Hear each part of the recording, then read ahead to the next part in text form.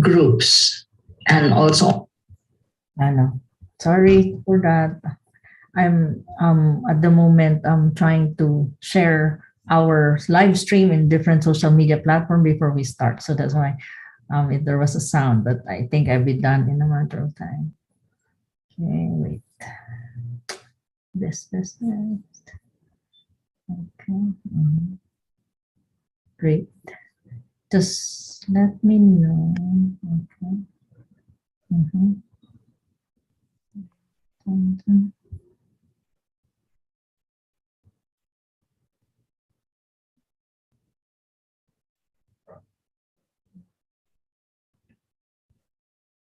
What's the time? We have 5 minutes.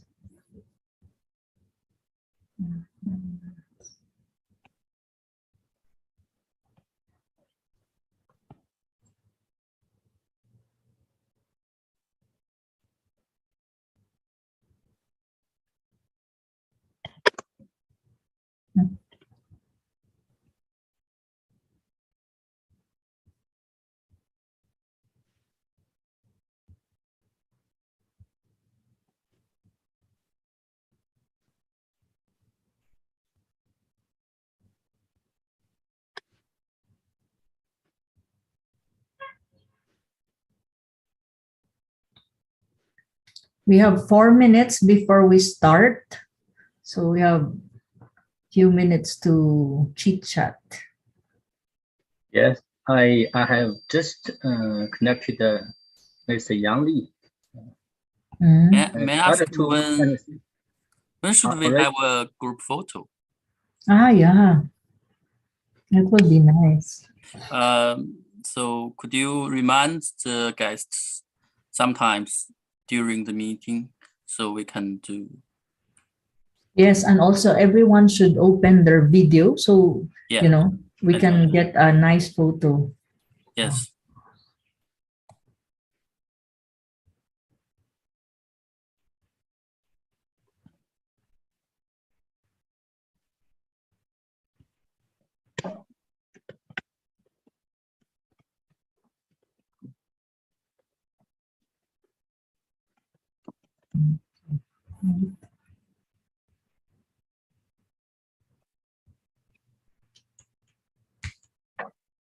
Good afternoon, Professor Go.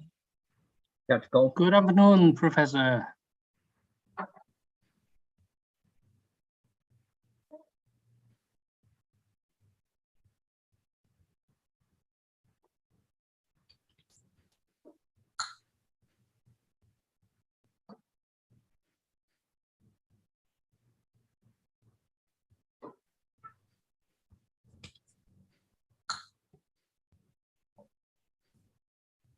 Okay. Andy, were you with the Navy, Chinese Navy? Captain Andy, were you with the Navy? Professor Sells is asking. Sorry, I think all the Chinese speakers are already on the line. Yeah. We have 2 minutes before 3, so and then we will start. Fine.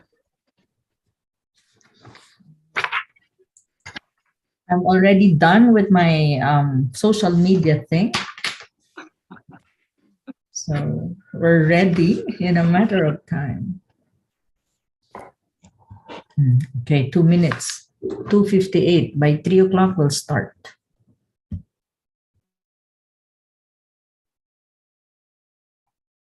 Yeah, I think all the speakers have opened their camera. So, and maybe we can take a group photo before the kicking off the formal session. Oh, and the left.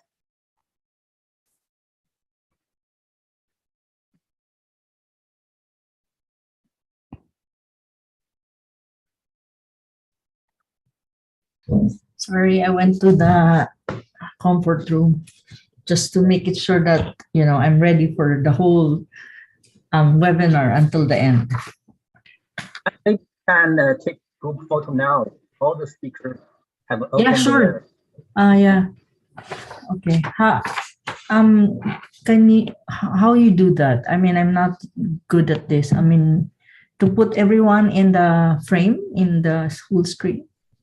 It just I think I have done that. Please. And then have you do that? Okay. 1, 2, 3. Okay. Okay. That's fine. Oh. Then. Okay, let's start. It's 3 p.m. So it's just the right time. So let me welcome everyone.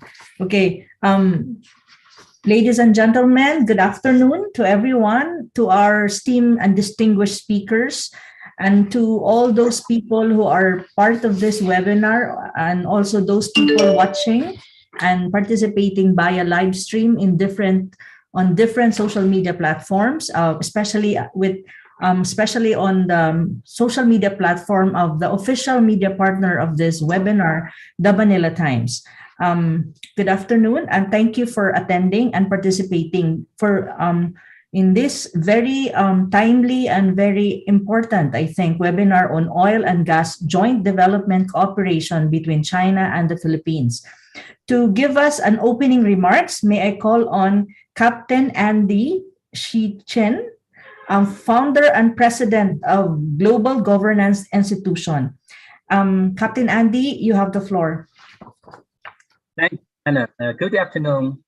On behalf of the Global Governance Institution, a warm welcome to both old and new friends and the media platform friends, in particular our co-organizers from the Philippines, the Asian-Century Philippines Strategic Studies and the Integrated Development Studies Institute, for their valuable contribution and support.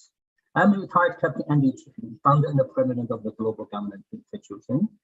As an independent non-government international think tank, we have always been devoted to encouraging open, frank, and thought-provoking discussion and debates on significant issues that concern both China and the global stakeholders. Sino-Philippines relationship is surely one of the most significant issues as such. In neighboring relations,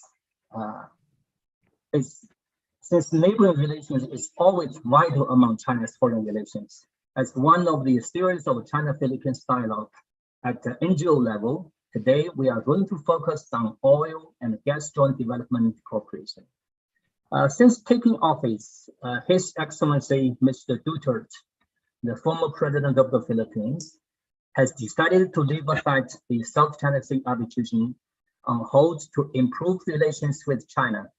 On the ground of that, Manila and Beijing signed a memorandum of understanding on oil and gas development cooperation in 2018, and held the first meeting of the Philippine-China Joint Steering Committee on Oil and Gas Development Cooperation in 2019, agreeing to further promoting communication and coordination on oil and gas development for mutual benefits of both countries and their peoples. And then on June 23rd, 2022, the outgoing Philippine Foreign Affairs Secretary gave a statement about the oil and gas discussion between China and Philippines. And such statement has triggered concerns from both sides. First of all, the bilateral cooperation on joint development of oil and gas and related discussions, negotiations, is a consensus reached between the two sides, from presidents and the high-level ministers of the two countries to working groups at operational levels across a whole range of fields and disciplines. Both countries have carried out a lot of detailed work and made concrete efforts to ensure a legal and transparent bilateral cooperation that would benefit both sides. There was consensus and accomplishments credited by the two sides. Given the above tremendous efforts done by both sides at all levels, how will the current government take this? The key question is, will the tremendous efforts and accomplishments of both governments be offside or wiped out by individual statements? Given my own long-term experiences as a military diplomat, I think we need to adopt an objective understanding of the role of diplomatic talks in managing maritime disputes. A number of international practice reveal that since sensitive diplomatic negotiations would involve political, diplomatic, security, and other complex factors, it is expected to go through a long and a tedious process with prolonged delays and uncertainties before a remarkable consensus could be reached, could be achieved. At the very last sense, it is worth clarifying that the current situation, in particular, the successful efforts from both sides to maintain effective communication, is in itself meaningful outcomes. So how to take this issue forward? For my own understanding, certain suggested points for us to keep in mind. First, both sides should respect the consensus already reached.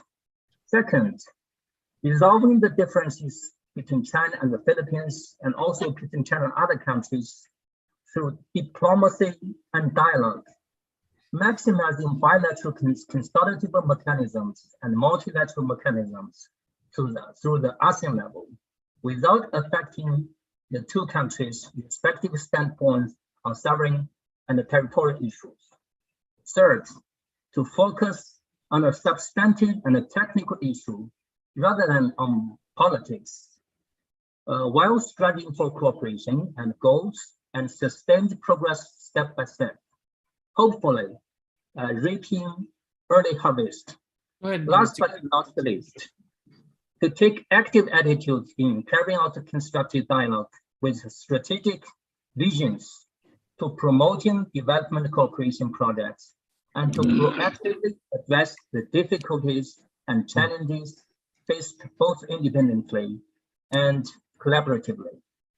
One of the GGI slogan is, the impossible missions are the only ones which succeed, because we think that only difficult and challengeable things are meaningful.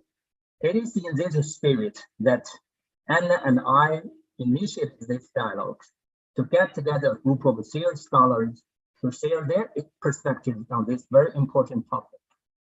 It is expected that the discussion of those above questions could lead to some policy recommendations for both sides. Without further delay, please allow me to first invite on Chinese side the Professor Dr. Zhi Gao to share his views.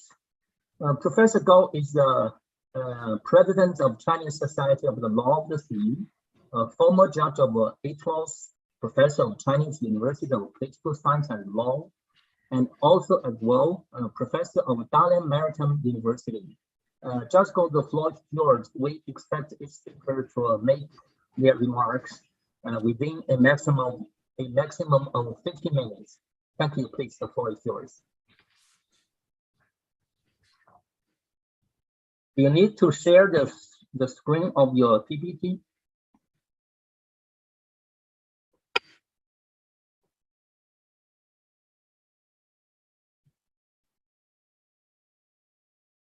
Hello, Professor Gong.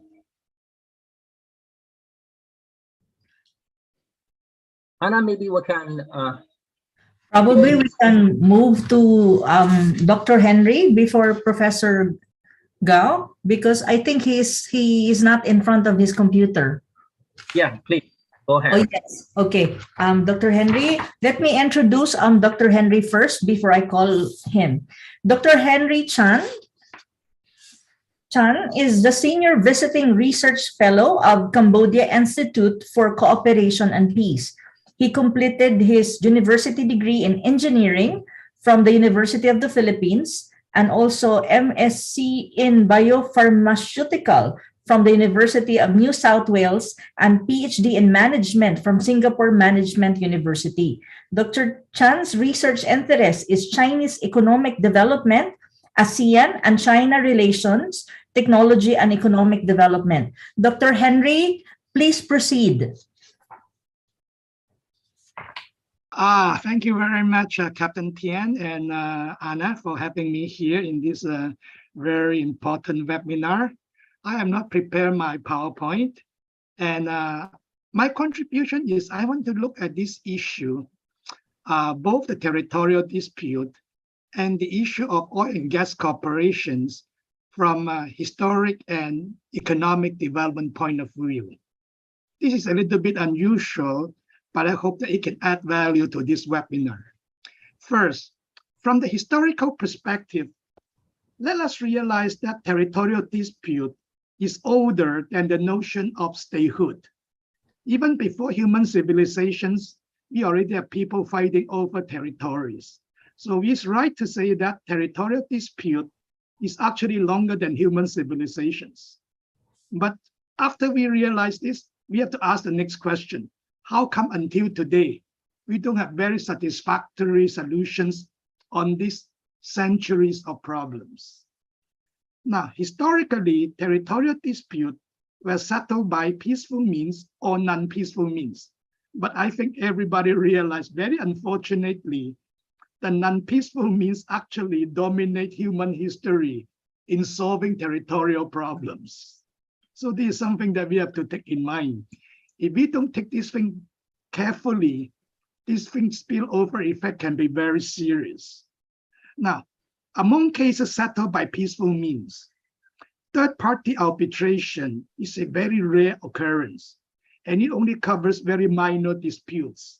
Most peaceful settlement actually involves bilateral negotiations. In this regard, you'd be surprised to know that China has been the most active in recent history in settling peaceful settlement disputes. China has the longest land border in the world. It runs more than 22,000 kilometers. And it has successfully settled more than 18,000 with 11 neighboring countries by negotiations. Only 3 countries China has not settled the border delineations: India, Pakistan, and Nepal. Now, why we bring this point up is that if you look at historical lessons, that bilateral negotiation is the dominant mode of the territorial settlement. Now, it reflects just simple that any territorial dispute is an emotional issue. It's already not an issue of legal right or wrong. It's already that people are attached to the place that they think belong to them. And of course, the other thing is that it's very hard. And right now, there's no satisfactory settlement rules. Now, only by bilateral negotiations, both sides can be happy. In fact, most of the countries refuse third-party intervention, if you look at human history, talking about territorial settlement. Now, third-party arbitration is always very difficult. If you look at these angles from the history of territorial dispute settlement, actually, this issue belongs to the realm of geopolitics and diplomacy, more than it depends on any legal framework that you can think of. I'm talking about history, and these are all facts that everybody realized. And right now, if we talk about why no third-party settlement rules is satisfactory, you must understand that the present international law overlooks the fact that you have issues of heritage, you have issue of cultures, and you have issue of emotions inside any territorial discussions. Now, right now, when people talk about that, there's no such an historical claim. They just forget, if you look at the case of Israel, this is the best case in the world human history that the historical claims does matters and does counts. And of course, it's very important that why historical is being belittled. Because if you look at the colonial history, like in the case of the Philippines, when the Spaniards came, they just declared the whole country under the king's rule. And that is where the hacienda history started. All the native barangays, communal land were declared null and void. So the issue that the historical claim is not a valid issue, carry a lot of judgment calls. Now, of course, we talk about peaceful means, we already settled that. Based on human history, bilateral negotiation is the mode. And if you are not very careful, it can easily split into non-peaceful means. Now, if you look at the non-peaceful means of territorial claim, you realize that it is actually always the result of a war. And then after the war, there's always a peace talk. And the subsequent peace treaty just legalize whatever the victor's claim is. Now, if you remember the statement, whether attributed to Winston Churchill or wrong, that history is written by the victor is a very, very sad, but a very, very historical true statement. Now, after this, let us look at the modern warfare. If you look at what happened today in Russia and Ukraine, and I think today is getting to 150 days.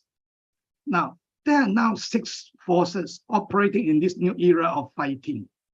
You have the traditional land war, sea war, air war, and then you have these nuclear strategic warfares. And right now you can already see that we have cyber warfares and space warfares. So the war today is getting very, very complicated. And after looking at this, you realize that how many countries can afford to fight this kind of war? And everybody knows that the 2 top contenders is the United States of America and the People's Republic of China. Now, if you look at the widening gap between the military powers and the other countries, because of these industrial revolutions, which is actually has all the precedents in the early industrial revolutions. In each industrial revolution, you have new military power emerging. Now, it's very sad for other countries. If you look at this war, we have the autonomous weapons now being come in, the drones, and you have precision weapons, the HIMARS. And if you look at all this, you realize that the cost of war today, actually for those military powers, is getting lower and lower because human casualty is being cut. But for the other countries, it is getting more destructive. You just look at the footage of any Ukrainian cities. You know what that means. They live in rubles more than any other thing you can imagine. So it is very important that with this a territorial dispute, which is always happening in human history, we must look for peaceful means of resolving it. The cost of war today is just too much. Now, very luckily, what happened between China and the Philippines is maritime territories. And again, if you look at human history, resolving maritime territorial dispute is a lot easier than the land dispute. And the reason is very simple. Because if you look at the sea dispute, always the center is on resources. Of course, number one thing is always fishing. And right now, of course, with this UNCLOS, you have the mineral rights and you have this oil and gas. Now, another thing is that in the sea territorial dispute, because it's not really where the people live, the attachment to the sea is much less than the attachment to the land. So many people actually don't consider the sea dispute as a challenge to national patrimony. And that is very important. Now, if you realize that, I'm sorry I did not prepare the slides, but I shared it with Anna, is that even though one of the biggest gas field in the world between Qatar and Iran is cut across the boundary, and they have worked out a means to share all the gas recovery. This is one of the biggest gas field in the world. So if you look at the Mediterranean seas, they have a lot of islands, and how they look at the fishing right. So they have very peaceful means of resolving it. So this one actually brings us to the issue of, if you take a look at oil and gas as an economic interest, and maritime territorial is more about economic interest, this should form a very background to the peaceful resolution of the current issues. So if you look at our webinar topic, oil and gas joint development corporations, I think that if the mechanism can be worked out well and explained properly to the people, there is a chance that you will have public support. So I look at the angles from the historical perspective, because I must admit, I'm never an expert in geopolitics, law of the sea, law of the oceans, but I just look at things of what had happened before in human history, and I hope that that can help. Now, after looking at it from the historic perspective, let us look at it now from the development economics perspective. Because my profession, I'm trained as a development economist. And of course, when you train as a development economist, there's a heavy dose of historical precedents that I study. What really happened to those countries who succeeded in economic development, and who are the countries who failed in economic development, and what are the lessons that we can draw? Okay, the first question I want to pose to the audience is this. Everybody now talk about the weather. China this year is a very abnormal weather. Many places is over 40, and then you have floods in somewhere. And Europe, in the US, is scorched earth, okay? So many countries over 40 degrees.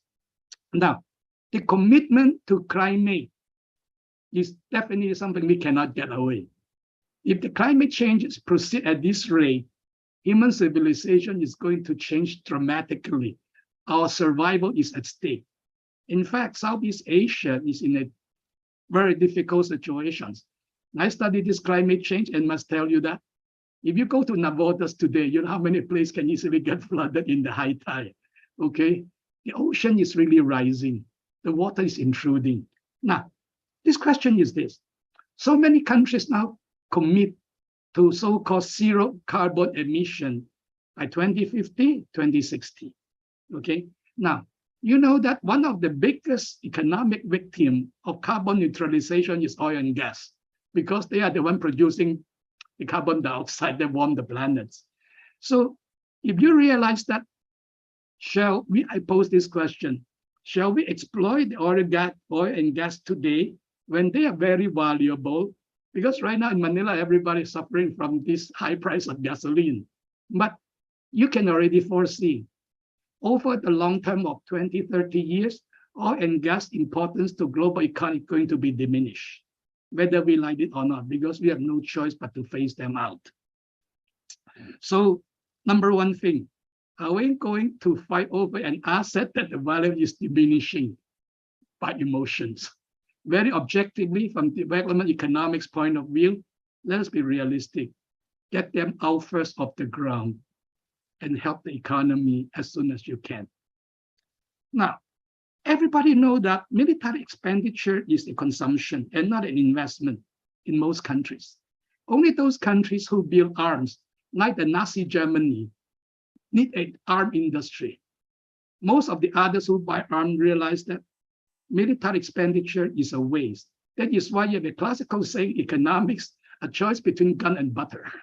You can only choose one, okay? Now, it is without dispute that all countries need a very peaceful environment to focus on economic development. It is a reality that a benign external environment is a necessary condition for economic development. And I think in the case of China, nobody talked about it more often than Mr. Deng Xiaoping, who initiated the reform. Now, however, we know that a benign external peaceful environment is a necessary condition for economic takeoff. But this alone is not sufficient for takeoff. If we want economic takeoff, we need corresponding domestic reforms. Whatever the gas and oil and gas bonanza can bring you cannot alone to move the country forward. This is one point we have to explain to the people. We need a necessary international benign environment. We want capital money coming from the oil and gas, but we must also work hard. Okay. Now, there's a story I want to suggest both the Filipino and the Chinese audience take a look. If you remember, in 1960, South Korean per capita GDP was only 60% of the Philippines, 1960. But today, South Korea per capita GDP is 10 times the Philippines. So in the economic takeoff of South Korea, we have a story called the miracle of the Han River. Now, Han River is the river that cut across Seoul. If you look at the miracle of Han River, the normalization of Japan-Korea relationship is play a very important role. So there was a treaty that President Park Chung-hee signed in 1965 with Japan called the 1965 Korea-Japan Normalization Treaty. That one played a very important role. And if these oil and gas explorations can bring similar benefit to the Philippines, I think all Filipino peoples would love to have it. Okay, now there's so many details in this, but again, the miracle of Han River is available in Wikipedia and everywhere. Please look at it and see how the whole process runs. Now, I must say this way, the treaty remains a little bit controversial today because all those comfort women, all those forced labor issues in the Japanese colonial history in South Korea were absorbed under this treaty. But this treaty did bring tangible effect, benefits to the South Koreans. Now, and again, this miracle of Han River, personally, I believe, is a very good example of how a good external relationship helps jumpstart a country. This is very important. We have to learn from history, how others did it, how are we going to replicate it and modify to suit our conditions. Now, President Marcos is very right to point out that the relationship between China and the Philippines is a multidimensional one, and we should focus on the positive sides. However, I must caution you, the framing of the 1987 constitutions, ignoring the difference between territorial water and exclusive economic zone, will always make the president's legal position not as strong as you like. Now, in these constitutions, you must remember under UNCLOS, every country has 12 nautical miles of territorial waters. But the 200 nautical miles refer to exclusive economic zone. So that means from the 188, from the 13 to 100 to the 200, the country does not exercise exclusive sovereignty. It just has control over economic interests. But unfortunately, in 1987, legal experts do not look at this issue very closely. So I have seen that in the initial negotiations, everybody talked about sovereignty. So I'm sorry to point this thing out, and it's very unfortunate. So it is very important for the whole issue being discussed openly with all the legal argument and economic argument being put forward very carefully. And I'm sure that the citizenry will support an enlightened government to have this idea pushed forward. Thank you very much for your attention. Thank you very much, Dr. Henry.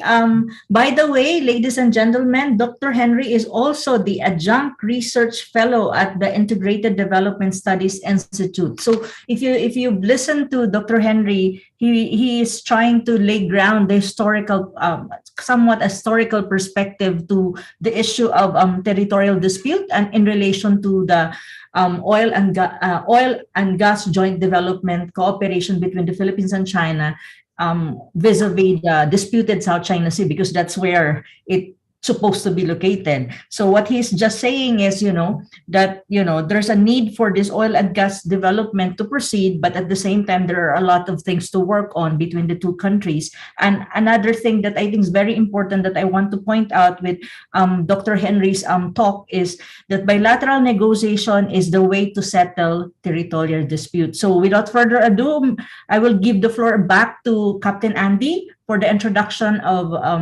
again of our next speaker or previous speaker supposedly. Captain Andy.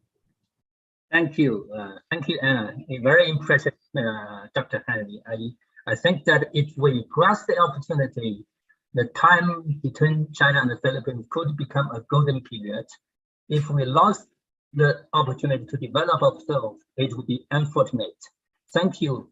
I have introduced Judge Gao as I reintroduce him again. Please my assistant, would you please help to share the PPT on the screen? Professor Dr. Zhi Guogao is the president of Chinese Society of the Law of the Sea, former judge of A12, professor of Chinese University of Political Science and Law, and as well professor of Dalian Maritime University. Judge Gao. Yes. Please, the floor is yours. Would you please? Okay, thank you. Thank you, Captain Tian. Let me try to share my PowerPoint with you. Let's see. Can you see my PowerPoint? Not yet. Not yet. Okay, let's just give me a few seconds. Take your time.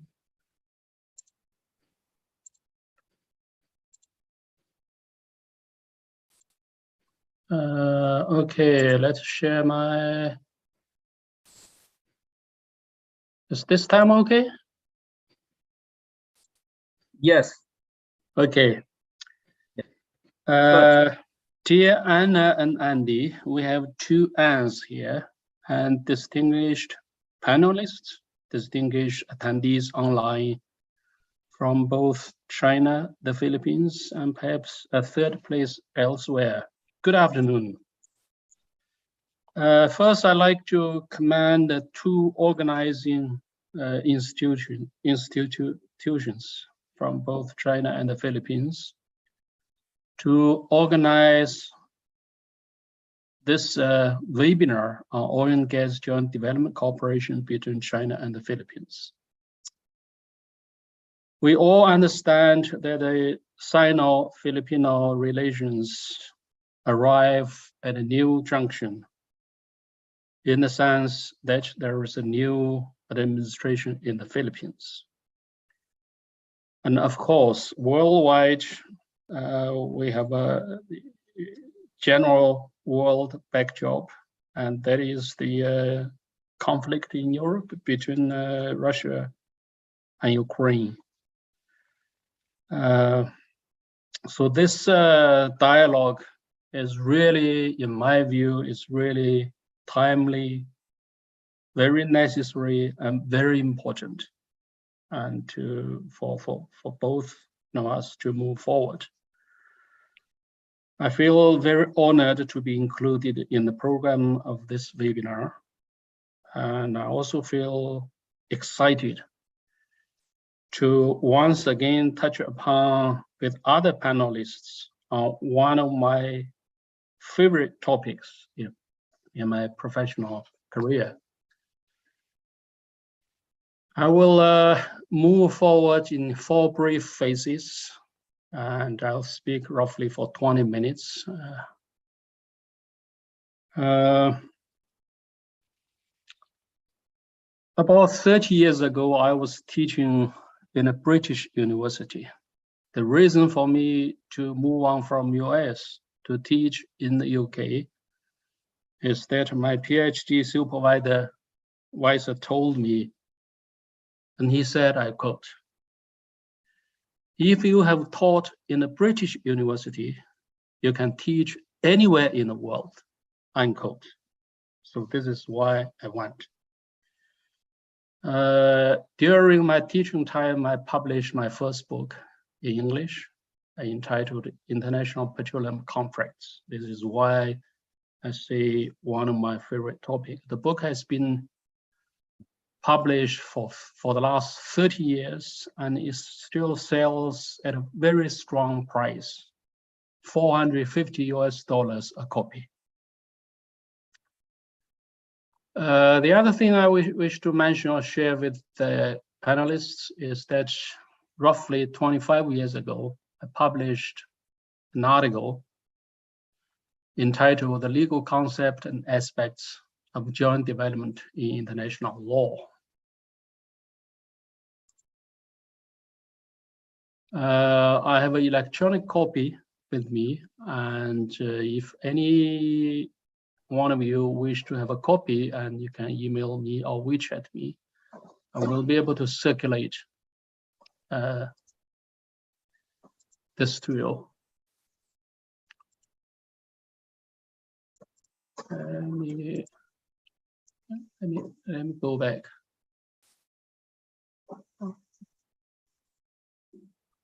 Bear with me.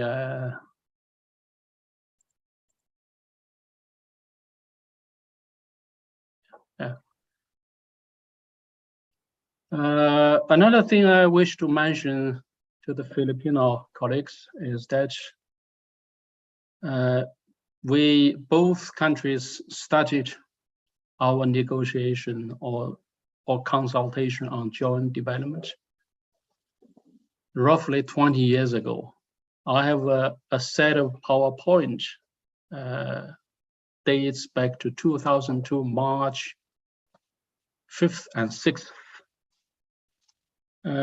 This initial official dialogue, we could also call negotiation between China and Philippines, was organized by the two foreign ministries, and the Chinese team was assisted by a group of experts headed by me. And this is the PowerPoint I presented at the initial, if not the first, dialogue or negotiations between our two countries.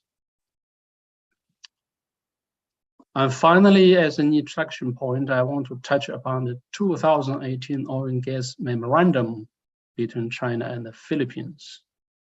And that was signed on 22nd November 2018, when His Excellency, the President of China, paid a state visit to the Philippines.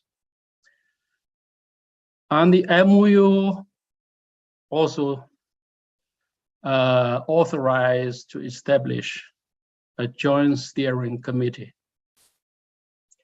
And over the last couple of years, in particular in 2019 and 20, the joint steering committee and the oil industry representatives from the two oil companies from both sides worked intensively to negotiate and produce a series of contractual terms and conditions. So those are some of the background information, and then I move on quickly to my second phase. That is, I wish to say a few words on international law. The concept of joint development is a new, relatively recent notion and began in the 1960s. And the trends towards acceptance or in-state practice accelerated since 1970s. There is no official or consensus on the definition of joint development. I attempted to arrive at an academic definition in my article, and I stated joint development as the common exercise of sovereign rights and jurisdiction. Now, common exercise, sovereign rights and jurisdiction. It's not a unilateral exercise based on an international agreement for the purpose of exploitation and apportionment of a potential natural resources in an overlapping area of territorial disputes pending delimitation. This personal definition embraces or embodies 5 key elements. The first one is there must be a dispute. Of course, there must be natural resources, non-living resources. There are need and governmental, intergovernmental agreement for the purpose of joint operation. It is finally a transitional in character. It's not a permanent, it's not a final resolution. Although the notion is of relatively origin, but the concept or the principle deeply rooted in both conventional international law, customary international law, international adjudication, state practices, and principles, soft law or principles, general principles of law. Let's have a look at the conventional international law. We refer to Article 7483 of the Laws Convention. It reads, binding agreement as provided in paragraph 1. The states concerned in a spirit of understanding and cooperation shall make every effort to enter provisional arrangements of a practical nature, and during this transitional period, not to jeopardize or hamper the reaching of the final agreement. Such arrangement shall be without prejudice to the final delimitation. So this is the conventional international law. Let's move on. In the interest of time, let's move on. One of the, I'd like perhaps to mention two features of this treaty provision or articulation. The first major point is non-prejudice. It's non-prejudice to the pre-arrangement position or final delimitation. This is very, very important. And also, in my view, the Article 74 and 83, in general, or more specifically, concept or principle joint development, or to say temporary arrangement, is in nature both incentive and prohibitive. It is prohibitive in the sense that it prohibits any unilateral action or movement to the damage or to the prejudice of the interest of the other side. It is incentive in the sense it encourages both parties to negotiate in a spirit of understanding and cooperation for any form of temporary arrangement of a practical nature. Let's move very quickly to state practice. And let's look some of the, I have a table here. We're running from the very first one in 1965 between Saudi Arabia and Kuwait. It's a joint development agreement in the neutral zone in the Persian Gulf. And then winding down to the list, at the end of the list, and we have two Asian examples. Number 7, the Thailand and Malaysia Memorandum on Joint Development in the Gulf of Thailand, and the 1990 and the Timor Gap Treaty between Indonesia and Australia in the Timor Sea.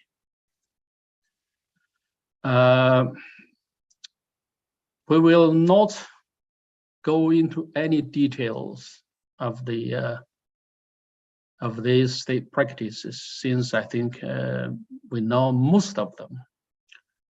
But we move very quickly and to see some of the Chinese practices, and China and Japan signed a fishery agreement in the East China Sea in terms of joint cooperation development of non-living resources fishery. Another agreement is South Korea and China in the Yellow Sea, and also is a fishery agreement. A third one is the Sino-Vietnam Maritime Boundary and Fishery Agreement in the Gulf of Tonkin. Finally, we have the Sino-Philippines MOU and joint development negotiations since 2018. As I said, the steering committee held a number of rounds of talks.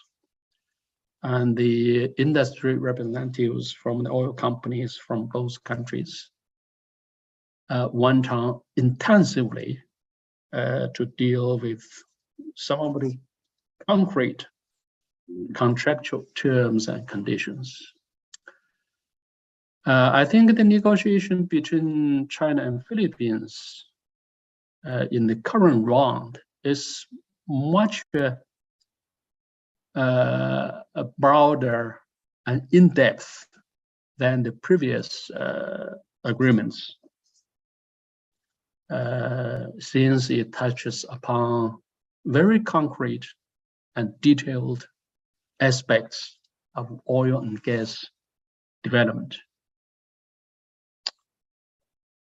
Now I have about 5 minutes to go. Let's quickly jump to some my final part of the presentation, some findings and conclusions.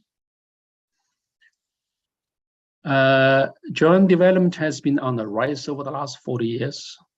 It covers both living, non-living resources, as well as perhaps other forms of natural endowment. One of the things I like to stress is South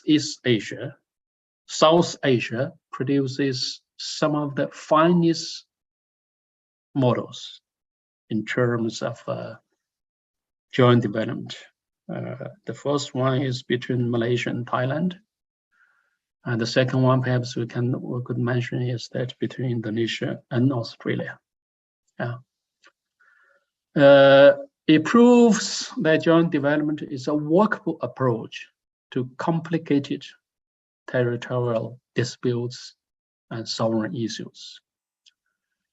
In my understanding, the very secret for the success of joint development depends very much on the genuine political wills,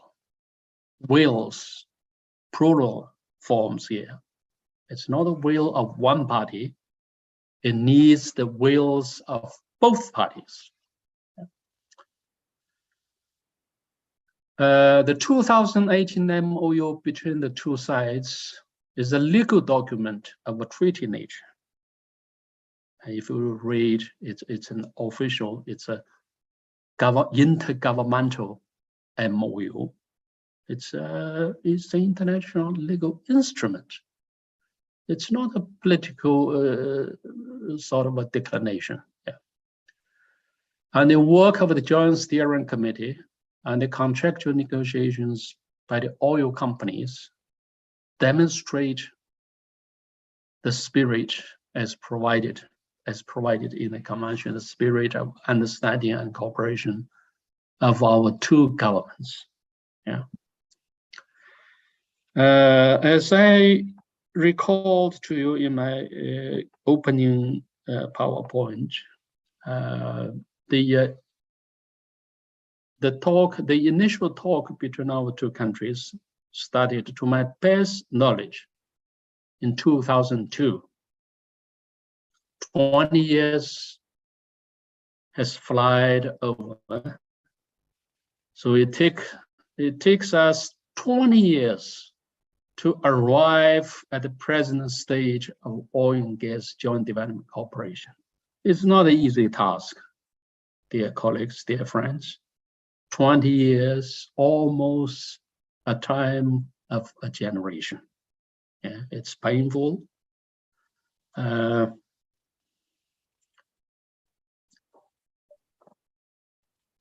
Both China and Philippines are parties to the United Nations Convention on the Law of the Sea and oil and gas cooperation development, or in other words, temporary arrangement of a particular nature, is a treaty obligation for both China and the Philippines on Articles 84 and 73 of the Convention. So we have perhaps we have a two set of rights and obligations here. And one set is the treaty rights and obligations under the Laws Convention for both countries. The other set of rights and obligations is under the MOU. It's the intergovernmental MOU signed in 2018. I wish to issue one warning as well as one call for my conclusion. The warning is that it is unrealistic, if not naive, both politically and legally, for either side to expect a rollback by the other side from its sovereign and territorial positions or policies or constitutional provisions. Neither China nor the Philippines. Yeah, it's not realistic to expect the other side to give up completely. No.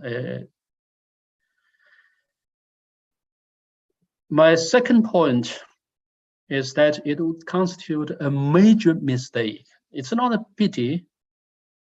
It's a major mistake for both sides to retreat from the 2018 MOU and the subsequent negotiations of what we have achieved with mutual painful efforts in a period of over 20 years. Now we made one step forward in 20 years with the mutual painful efforts. It takes a little time or zero time for us to roll back. Yeah, and we can roll back today or even tomorrow. Yeah, and that is really a pity, a major mistake. Yeah. Finally, my call is still pending any agreement or a final resolution. Temporary arrangement in a spirit of understanding and cooperation represents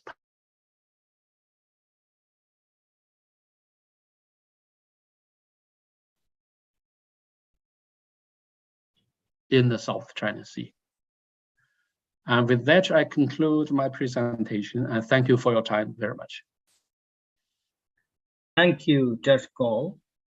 Judge Goh helped us recall the history of the bilateral talks, and also with his deep academic background, help us understand the legal foundations of the joint developments.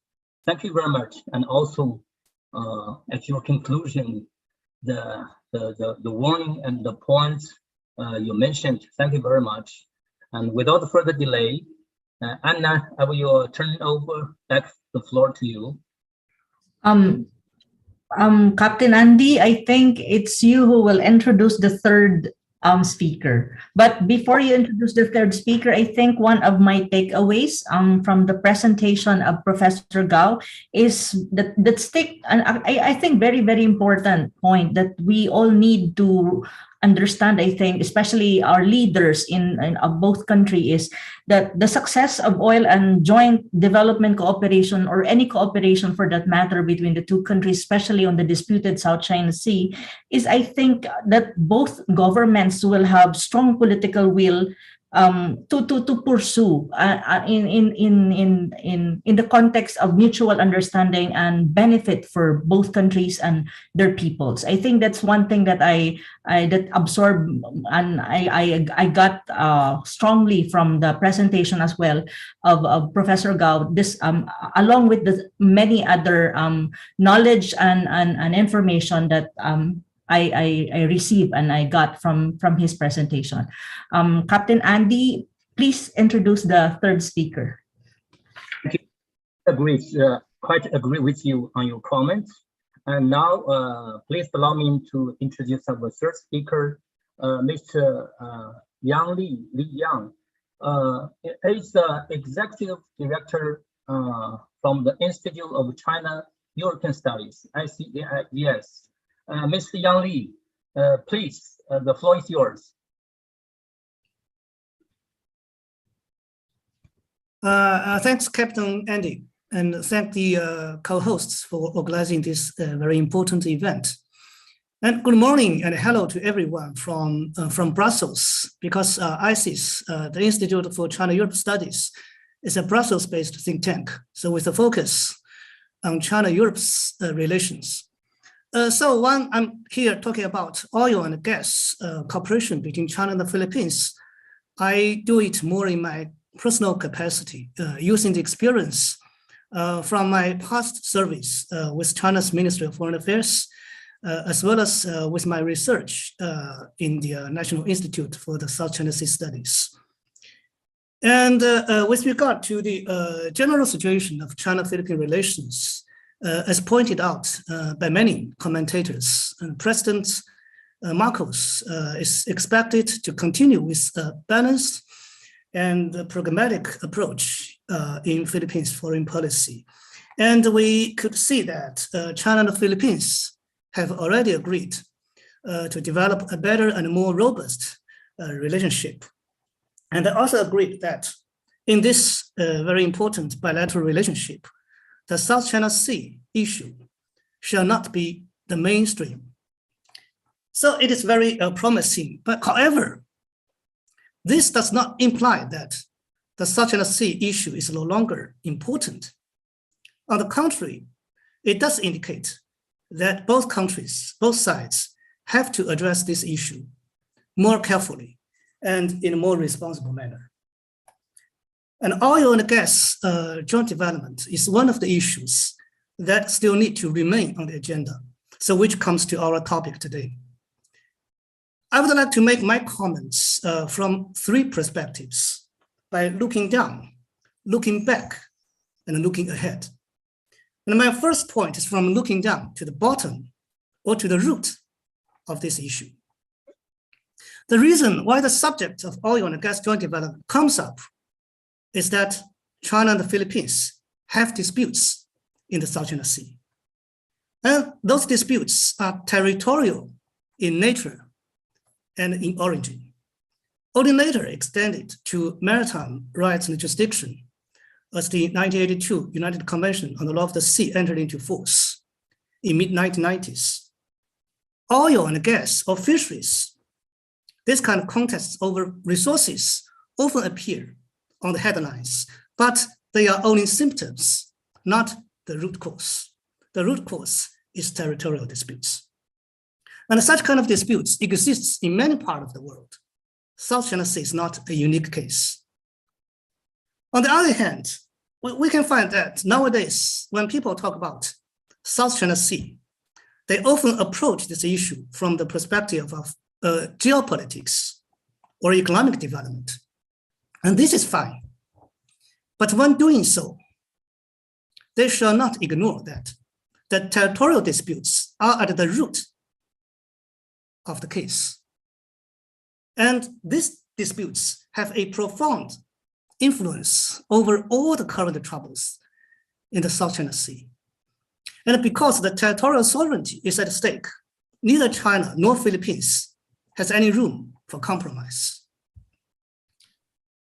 Some statesmen from the Philippines said that this country had no intention to surrender even a particle of sovereignty. And in fact, the same attitude applies to Chinese government. So the issue of territorial sovereignty is too sensitive and too difficult to be resolved within the foreseeable future. Maritime boundary delimitation might be a different story and supposed to be easier. However, with territorial disputes pending, there is always a lack of conditions for the delimitations to be concluded in a short while.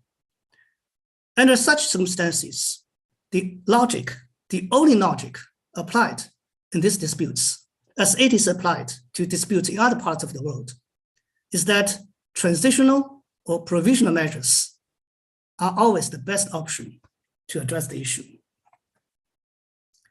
For example, as far as the maritime boundary delimitation is concerned, the United Nations Convention on the Law of the Sea also provides for such arrangements. And Judge Gao just now has read the text of the provisions in detail, so I will not repeat it. And Judge Gao is also right to stress that such transitional or provisional measures are not final solutions. They only create certain conditions or environment which are conducive to the final settlement. Or at least they create a sense of direction, a sense of predictability and confidence that both countries could proceed on the right track with their bilateral relations, and that relationship would not be derailed by such disputes. Of course, agreeing on these measures might not be an easy task. It will take time, but it deserves working upon. So this is my first point. And then my second point is from looking back over history. China and the Philippines disputes in the South China Sea started in early 1970s. At that stage, we can find that the disputes did not compose a major trouble for the relations, since both sides had a more important and urgent agenda to attend to. In mid-1990s, temporary tensions erupted around the Mischief Reef. However, a series of bilateral dialogues helped cool down the situation. And later, a Declaration of Conduct of Parties, a DOC, was signed in 2002, and which gave a fresh impetus for the claimants to seek amicable solutions to the disputes between and among themselves and pursue practical cooperation at sea. It was under this background that China and the Philippines, the national oil companies of the countries, with the endorsement of their respective governments, successfully entered into an arrangement in 2004 for joint marine seismic undertakings, JMSU, a technical term that really refers to oil and gas exploration. And in 2005, the cooperation was extended to include National Oil Company of Vietnam, making it a tripartite joint effort. The JMSU agreement expired in 2008, 3 years later. It did not enter into the next phase of joint exploitation in the defined area as anticipated. The main and the direct course was the domestic politics of the Philippines. So I'll not expand on this point, since everyone here is supposed to have certain knowledge about it. And some scholars also raised the opinion that the United States also might have some role to play in the outcome of this cooperation. Anyway, the JMSU has now become a part of history with quite different, even opposing narratives surrounding the story. And the negative comments consider the cooperation as a failed episode. Some even describes it, or the result of the cooperation as disastrous. My opinion is that it is true that the JMSU did not achieve what had been anticipated from the very beginning. However, it is not fair to describe it as a failure. Essentially, it could be seen as initial progress happened in a long and possibly painstaking process. And it did leave positive marks in such a process. Number one, it demonstrates that something could be done technically and commercially. Number two, although JMSU has got a negative image in the domestic environment of the Philippines, the deal does not lose its value and validity in international relations. It still constitutes a worthwhile experiment for both countries and the South China Sea region at large. Number three, it could be seen that during 2005 to 2008, when the JMSU was in force, no major incidents happened in the South China Sea, at least between China and the Philippines. Situation in the South China Sea got a downward spiral only after 2008. So I will not list all the incidents from then until 2016. And they're quite familiar to the people in this meeting. And China and the Philippines, now after 2016, the situation came back to a relatively calm state. This time, again, partly due to the domestic change of the Philippines. And the two countries resumed bilateral dialogues and successfully managed the sporadic incidents happened at sea, preventing them from escalating into major confrontation or conflicts. And the two countries, as mentioned by the previous speakers, also signed the Memorandum of Understanding on Cooperation on Oil and Gas Development in Manila in November 2018, which is one of the most remarkable legacies left by the interactions between China and the Philippines during Duterte administration. So you could see that 10 years later, from 2008 to 2018, China and the Philippines had to come back to what had been started, even with a minor step forward, this time by signing the intergovernmental MOU and establishing official mechanisms to oversee its implementation. So the lesson is that seeking oil and gas joint development is a long process with twists and turns. But as long as the two sides took one step backwards and then two steps forward, things are going in a positive direction. The two countries could not afford to step in backwards all the time, for by such a scenario, they would move toward an unpredictable, unintended, and possibly irreversible direction. So as one of the backgrounds of our discussion today, we noticed that, as mentioned by Captain Andy earlier, former Foreign Secretary Lotte's remarks last month maybe cast some uncertainties over the prospect of the MOU. However, we could see some opposing trend also inside the Philippines. Senator Robin Hood Padilla only 2 days ago filed a resolution urging President Marcos to resume bilateral talks for oil and gas cooperation with China in the South China Sea. So we can see that the dust has not been settled yet. So that brings me to my third point, looking ahead or looking into the future. The process of seeking oil and gas joint development is expected to go on, even possibly not by a straight line, but it has to go on. And it is reasonable to forecast that China-Philippine relationship during the term of Marcos will remain stable and even take the upward trend, and which provides a favorable element for the cooperation. However, there are many obstacles as well.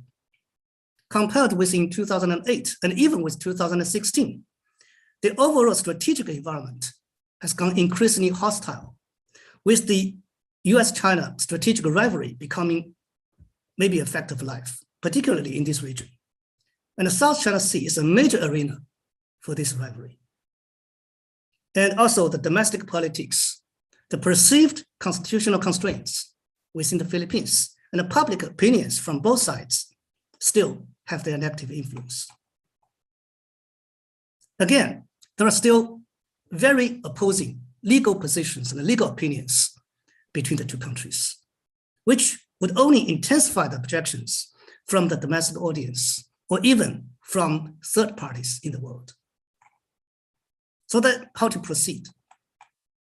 My biggest suggestion is never ever give up the MOU.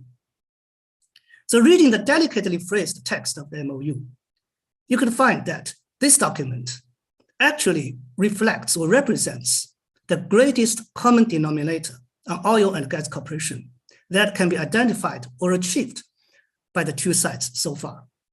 And this gives the MOU its substantial and everlasting value, even more so than it being an intergovernmental instrument simply. The MOU, by consolidating this set of greatest common denominator and providing a stable and predictable sense of direction, may all the time serve as an anchor for the China-Philippine relationship and their interactions on the South China Sea, whether under Duterte or Marcos or any other Philippine administrations, as long as the South China Sea disputes exist.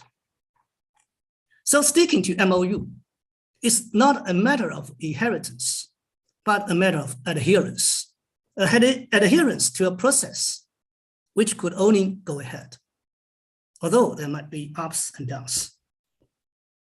So it is suggested that China and the Philippines could make some recommitment to the MOU at a high political level, to sustain the momentum, to sustain the political will, as mentioned earlier by Anna, to demonstrate, sustain that political will, even in recognition that the final outcome might still take time. But the momentum, the direction is very important. And another suggestion of mine is change mindset and keep working. What are those mindsets that need to be changed? For example, maybe we should recognize that oil and gas joint development is only a transitional arrangement, not the end game. Take it as a common problem confronting both sides, rather than a life and death race between the two countries, and solve the problem together, collectively. Another example for the mindset changing is that rest assured that claims and legal positions of both sides will not be affected by this transitional arrangement before any final solutions come about. There is abundant international practice from which the two countries could learn lessons, as Judge Gao pointed out earlier, and let diplomats and lawyers to figure out how to formulate the text in order to be double sure. And also professional experts could also make their contribution and inputs. So long as this arrangement is acceptable to both sides, with the disclaimer clause mentioned above well in place, the arrangement would be consistent with international law, including the provisions of UNCLOS mentioned earlier. And another mindset that is necessary is that we could use the favorable momentum created by the collective efforts of China and ASEAN member states in negotiating a code of conduct in the South China Sea region, and try the best to alienate the South China Sea disputes from the current geopolitical strife. And I think this is very important. At the least, oil and gas joint development between China and the Philippines does not constitute a game changer for the strategic landscape. So make it a commercial, technical, a political transitional arrangement, not something that will change the strategic environment. Actually, even the United States itself said it would compete against China. At the same time, we'll also cooperate with China when necessary. So at any rate, I think gas and oil in the South China Sea is a case which is necessary for China and the Philippines to cooperate. So with that, I will conclude my presentation. Thank you for your attention. Thank you, Dr. Yang Li. I like your style of presentation in a retrospective and a prospective logic. And also, you mentioned one interesting point that is often neglected by ordinary people. That is, we should not mistake sovereign rights with sovereignty. And also, given your own experience as a diplomat and your involvement in the previous discussions, I would like to echo the credibility you gave to the previous talks and accomplishments. And also very important and very impressive that all your concrete suggestions we have taken down. And I hope that those kind of message could pass on to policymakers as a kind of a policy recommendation. Thank you very much. Anna, I would like to turn over the floor to you and welcome you to make some comments. Anna, please. Yes. Thank you, Captain Andy, and thank you so much for that presentation. I think my takeaway is that never give up. We should never give up in trying, to make something out of the oil and gas joint development cooperation between the two countries, China and the Philippines. And I think the process may be tedious. Probably there's so many ups and downs, but at the end of the day, I think every step of the way is a success that we can consider. And I hope both countries will realize this, that, we are destined because geographically we're really neighbors. So the best thing forward is, as much as possible, is to join, to be together and establish joint cooperation in every possible way, especially when you talk about maritime resources. To introduce our fourth speaker, before that, let me encourage our viewers and participants of this webinar to please feel free to write your question in the chat box. Later, we will try to accommodate them and let our excellent panel of speakers to respond to your question. So now, to introduce our fourth speaker, may I our fourth speaker is Dr. Melissa Luha. She is a senior research fellow of the Integrated Development Studies Institute, and also she serves as consultant on international law and international energy law in various agencies. She is the vice chair and lecturer in the International Law and Maritime Law Department of the Philippine Judicial Academy. Ladies and gentlemen, let us welcome Dr. Melissa. Dr. Melissa, please proceed. Thank you very much. I can't see my screen for some reason. One moment, please. Sorry. Yeah, it's okay. It's okay, po. But we can see your PowerPoint on the screen. Right, well, what do I click to restore the screen? Something. All right, I'll just, okay. Okay. Right. Thank you for the kind introduction. Good afternoon, everyone, especially for the panelists from China. I feel that this is some form of simulation. So let me give my three main points for this presentation. The first main point is that the conditions, are you able to see the screen moving? I'm on my second screen. Not yet, Dr. Melissa. I think it's not moving to the second screen. We are still seeing the first slide. Okay. There. Are you able to see it now?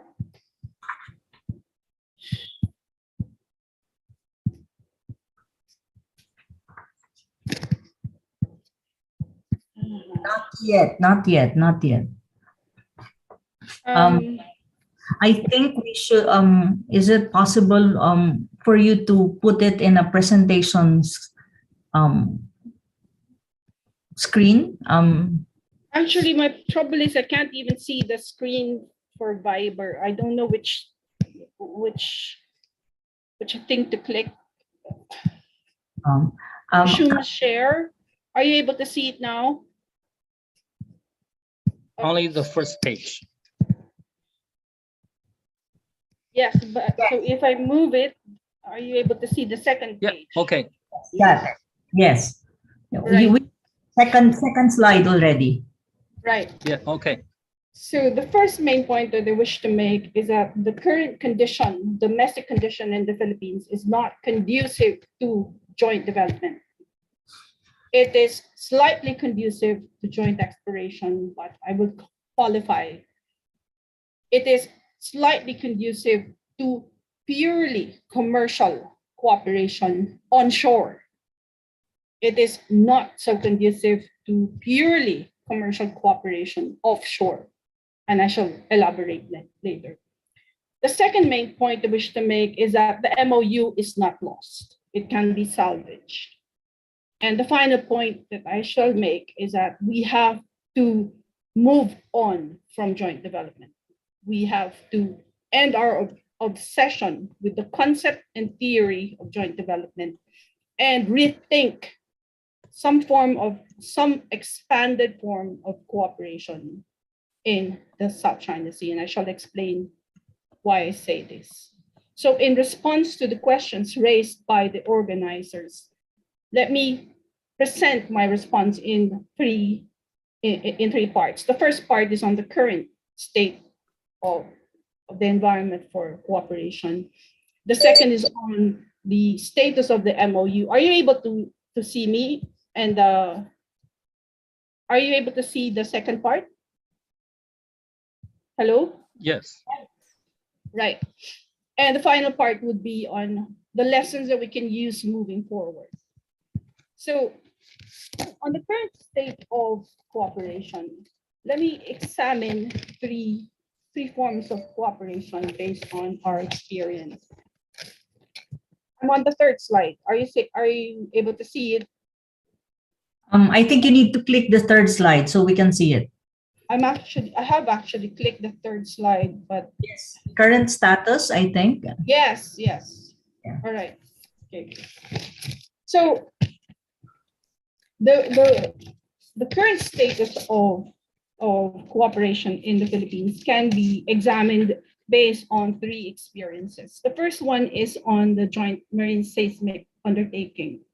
Now, this was an agreement among the national oil corporations. This was not an intergovernmental agreement, although later on, the agreement was formalized by President Arroyo and the ambassador from China and the ambassador from Vietnam. Now, under this agreement, the two national oil corporations will engage in a survey of an area, which in my presentation is shown by the broken brown lines, in an area which consists of the EEZ and continental shelf of the Philippines. Second, the territorial sea of rocks occupied by China and Vietnam and claimed by the Philippines, and the territorial sea of rocks occupied by the Philippines and claimed by China and Vietnam. Now, the opposition from the part of the Philippines to the JMSU, or by some groups in the Philippines, was that the GMSU, number one, covered mostly areas that are claimed or that belong to the Philippines. Of course, it's a claim, but of course, that was the basis of their opposition. And also because there is a provision in the Constitution of the Philippines which provides that when it comes to resources, including resources in the EEZ and the continental shelf, the utilization of these mineral resources will have to be exclusively for Filipinos. So that was the basis of the opposition to the Joint Marine Seismic Undertaking. Now, based on that experience, one can say that there's almost zero possibility of a joint exploration. But I will explain why that is not the case, that there is a chance for some form of joint exploration. Now, the second experience we had was the MOU in 2018. Now, the termination of this, the speech of Secretary Locsin is not really clear on whether there was a termination of the MOU, the termination of the formal negotiations under the MOU, or the termination of the informal negotiations under the MOU. The speech merely says that the objective of the Philippines was for oil and gas cooperation, and that there was going to be a termination of negotiations that was undertaken for the period of 3 years, and that the termination is final, and because the reason for the termination are constitutional obstacles. So that was the presentation of Secretary Locsin, and I will discuss why there is still a chance to salvage the MOU even with the speech of Secretary Locsin. I will do so in the second part. But finally, I consider as a signal or an indicator of the receptivity of the domestic audience to cooperation with China, any purely commercial licensing cooperation taking place between a Chinese International Petroleum Corporation and the Philippine government. And here there is an indication of receptivity when it comes to a productive service contract. And this is in onshore service contract 40 in Alegria, Cebu. But there's also another ongoing service contract, that is service contract 70 under Polyart, and that is a Hong Kong-based International Petroleum Corporation. And to those two petroleum corporations, there is an ambivalence, not really in the sense that the domestic audience supports the two corporations and their undertaking, but more or less a lack of resistance to that form of undertaking. In contrast, when it comes to offshore, there is a resistance even to a Filipino corporation such as Udena assuming operatorship or taking participation in Service Contract 38 under the suspicion that Udena is actually a Chinese interest corporation. And that resistance is indicative of what could happen if there is some form of cooperation between China and the Philippines offshore. And we have to remember that Service Contract 38 is not even disputed, although Service Contract 38 straddles the 9 dash lines. China has never claimed Service Contract 38 as its own or has never stopped any oil and gas activities in Service Contract 38. And yet the resistance, the strident resistance to Udena is borne out by suspicions of Udena being actually a Chinese investment or harboring Chinese investment interests. So based on these three factors, one can say that there are contradictory aspects in the existing condition for cooperation between China and the Philippines in oil and gas. And the first one, of course, is that when it comes to joint development, there will be resistance based on the interpretation of the arbitral award that there is no overlap between the Philippines and China, especially when it comes to the EEZ and the continental shelf.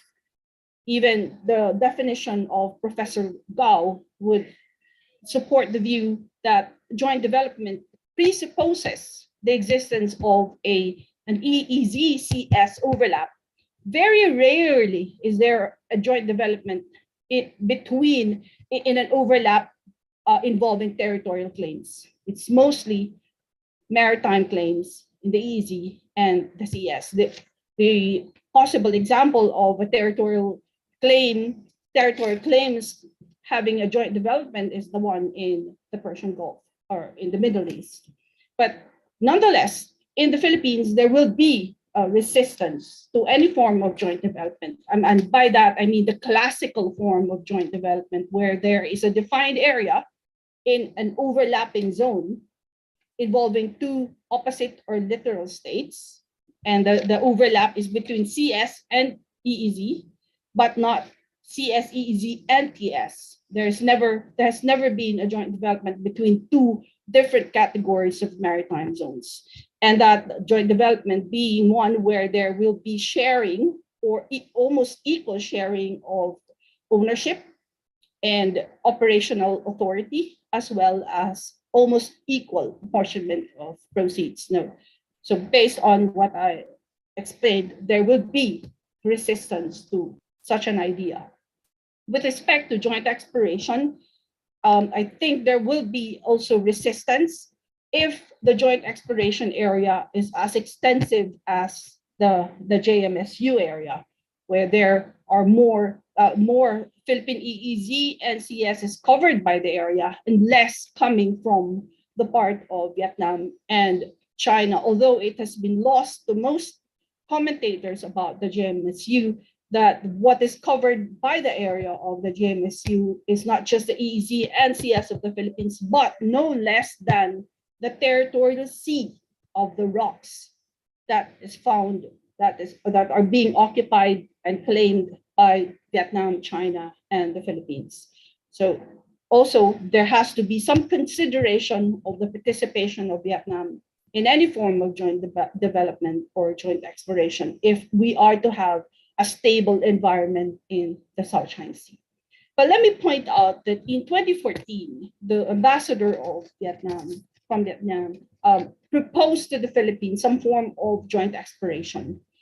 But I looked into the reaction from politicians and from commentators in the Philippines and found no comment at all, no resistance, no objection, as though there would be no problem if Vietnam would raised the idea of joint exploration with the Philippines. But since 2014, there has been no concrete steps towards that direction. So I'm not sure if that has progressed at all.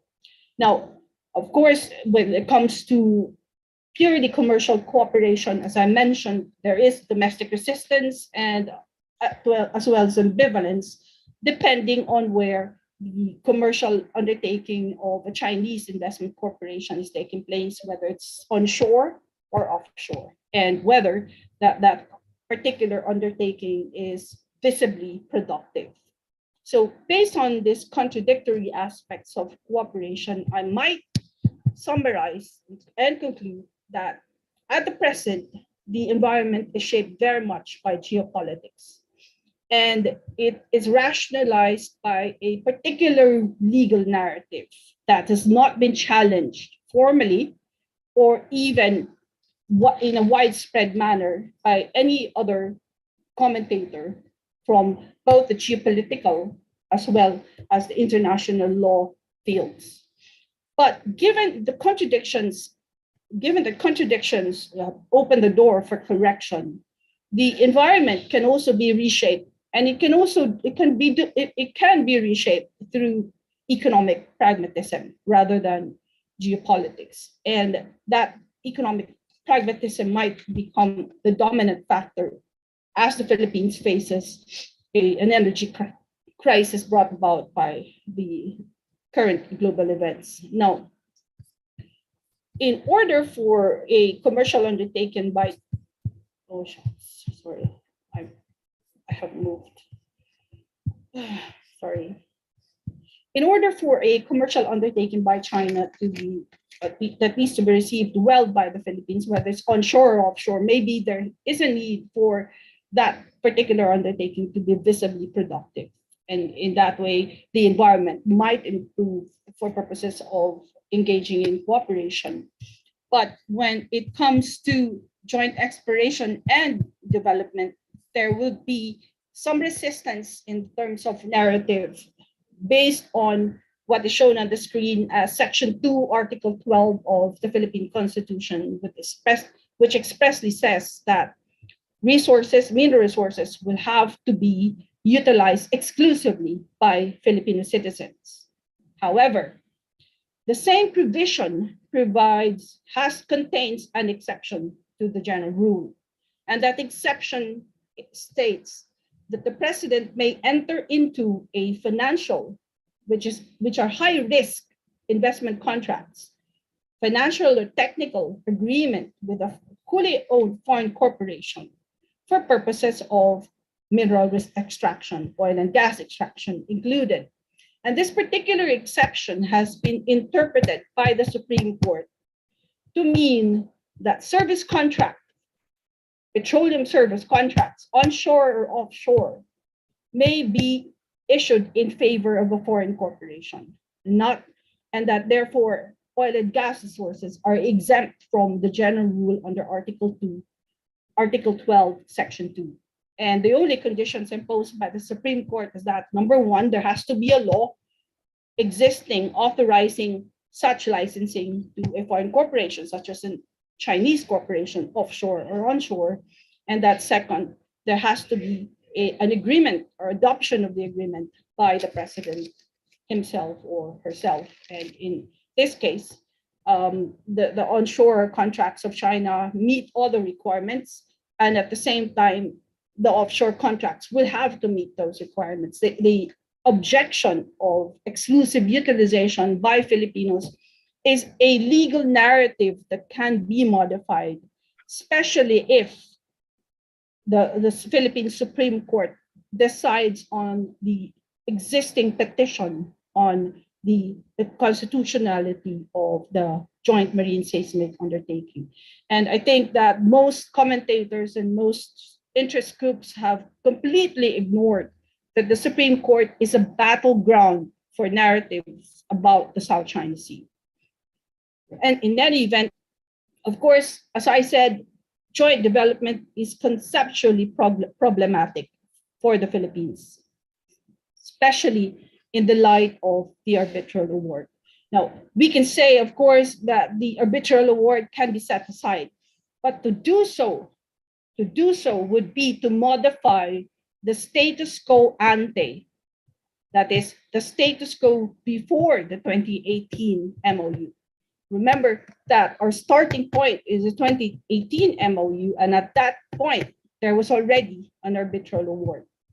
And if the Philippines will have to abandon the award in order to proceed with the negotiations, then it would in fact be accepting a very different status quo, which is not favorable to Philippine interests. Now, what then is the state of the MOU? Is there MOU the way forward for the Philippines and China in terms of negotiations?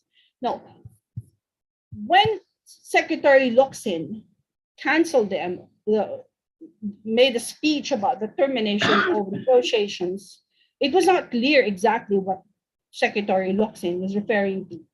And therefore, let me examine the implications for whether Secretary Locsin was terminating the MOU, the formal negotiations, or the other types of negotiations.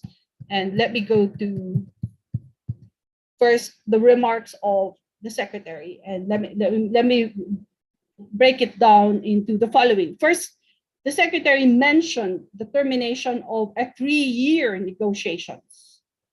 Okay.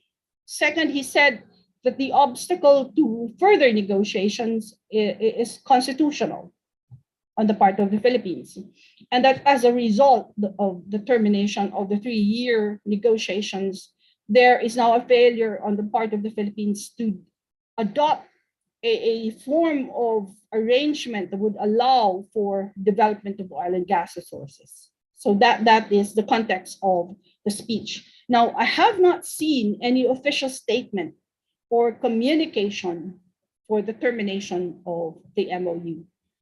But in any event, let us assume that the Secretary was referring to the MOU. Let me begin by registering a country review to that of Professor Gao when he said that the MOU is an international instrument. For me, the MOU is not a substantive agreement. It is not at all a treaty. And this is so based on an express provision of the MOU itself, and that's Section 4, which says that it will not generate rights and obligations under international law or domestic law. And we know that an international instrument is precisely that, a source of rights and obligations. And if the MOU is not a source of rights and obligations, then it is not a treaty. Okay. Now, what is it then? It is a mere agreement to agree. And there are various aspects that were agreed upon by the two parties. First, it was an agreement as to the output of negotiations. And here it is important to point out that what was agreed upon as a possible output is a form of arrangement to facilitate oil and gas exploration and exploitation. Here, there is no mention of joint development. It can be any form of arrangement, and we have to be creative as to the form of arrangement that we can negotiate on and eventually adopt. And it will be an arrangement on oil and gas exploration and exploitation in a relevant maritime area. There is no definition of the cooperation area.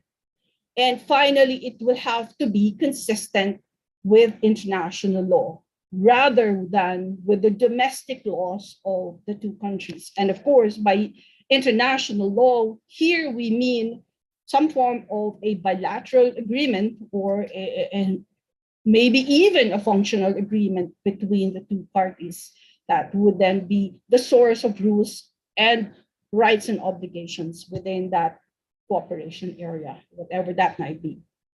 At the same time, it was an agreement to mechanisms, including principles that will govern the behavior of the parties. And therefore, if we say that what was terminated was the MOU, then that would be disastrous. That would bring us back to the Stone Age, because then all of these agreements will have been abandoned. And that for me would be a shame. Nonetheless, if we assume that what was terminated was a formal negotiations, again, I would disagree. Why? Under the MOU, there was an agreement as to the structures for negotiation. First was the Intergovernmental Joint Steering Committee and the Entrepreneurial Working Group. Now, the first and only meeting of the committee was on October 28, 2019. No other meeting, no other formal negotiation took place thereafter. And I think this is where the two parties failed each other. There should have been a sustained formal negotiation rather than the hijack of the negotiations by private entities. In this situation, there was already a committee. They met in October. They agreed, in fact, and if you look at the minutes of the meeting, they agreed to establish a legal and technical working group that would then propose various forms of cooperation arrangements and even various areas for cooperation. It was the most important step in this negotiation, but unfortunately, for some unknown reason, the legal and technical working group was never established. And I think if we are to restart negotiations under the MOU, the first order of the day should be the immediate constitution of the legal and technical working group. It could be separate legal technical working groups on each part, and for them to come up with a working negotiating text within 30 days, if possible. That's just my view. And anyway, and of course, the other structure would be the Entrepreneurial Working Group. Now, this group, the Entrepreneurial Working Group, was not constituted at all, because the existence of this group depends on the agreement that will be forged by the committee. As no negotiation took place at the committee level, no agreement was achieved or adopted at the committee level, there was therefore no Entrepreneurial Working Group to speak of. So if one would say that the formal negotiations were terminated by Secretary Locsin, I very much doubt that that is the case, because there was no formal negotiation at all. Instead, there was some form of direct but informal yet full negotiations between Forum, PXP, and the Ministry of Foreign Affairs and China National Offshore Oil Corporation. In all these negotiations, there was no Philippine government representative present. And there were the talks about the cooperation area, the modalities of cooperation, as well as the allocation of costs and proceeds. Now, this took place over a period of roughly 3 years. And I would say that this was the negotiations that Secretary Locsin announced to have been terminated, rather than the MOU or the formal structures for negotiations under the MOU. And I think that Secretary Locsin was justified in terminating this type of negotiations, as I will explain later. So in response to the second question of the organizer, yes, there was a termination, but the termination referred to the other negotiations rather than to the MOU itself or the formal negotiations at the committee level. And I would say that the termination of that type of negotiation was justified, as there were a number of problems raised by Secretary Cusi regarding the authority of the private entities, the scope of their negotiations, the area for negotiation, as well as the terms of negotiation. Remember, as I said, the MOU did not create rights and obligations, and that includes the capacity to amend Philippine laws. And under Philippine laws, especially Presidential Decree 87, it is only the DOE that can engage in any form of negotiation regarding areas for oil and gas, as well as the commercial terms for oil and gas. There would be need for an amendment of PD 87 before that can happen. So the MOU is not a law that can amend Presidential Decree 87. So structurally, it was already very problematic. So moving forward then, what lessons can be learned given the conditions, the structural contradictions for joint development? As I pointed out, we have to argue that there is an overlap, where even if there is no such overlap under the arbitral award as the Philippines have adopted. And also we have to examine the status of the features that will be covered within the cooperation area, especially as these features are territories and they are occupied by Vietnam and China, as well as the Philippines, and they are claimed by these three countries as territory, including the territorial seas generated from these rocks. Now, also, because of these structural contradictions, every negotiation on joint development on oil and gas cooperation that focuses on joint development ends up in a binary between joint development or farm-in, ownership of resources in situ or at the wellhead, or non-ownership, as well as problems about operational taxation and other legal jurisdictions. So my view is that we have to be creative and look outside, think outside of the box. And for me, these are just my views. We need to step back and look at the whole, the entirety, the range of relations between the Philippines and China. And we, as far as I'm concerned, I think that the underlying interest of China is not at all economic gain. It is not after oil and gas resources per se. I think the primordial interest of China, especially in the current situation, is for maritime security and a buffer zone in the South China Sea. I think this is a provocative statement coming from me. I am not a geopolitical expert, but I think if we just go down into the basics, I think that is the red line as far as China is concerned. Now, for the Philippines, the red line is loss of sovereign rights, or maybe loss of sovereignty, of course, when it comes to the rocks.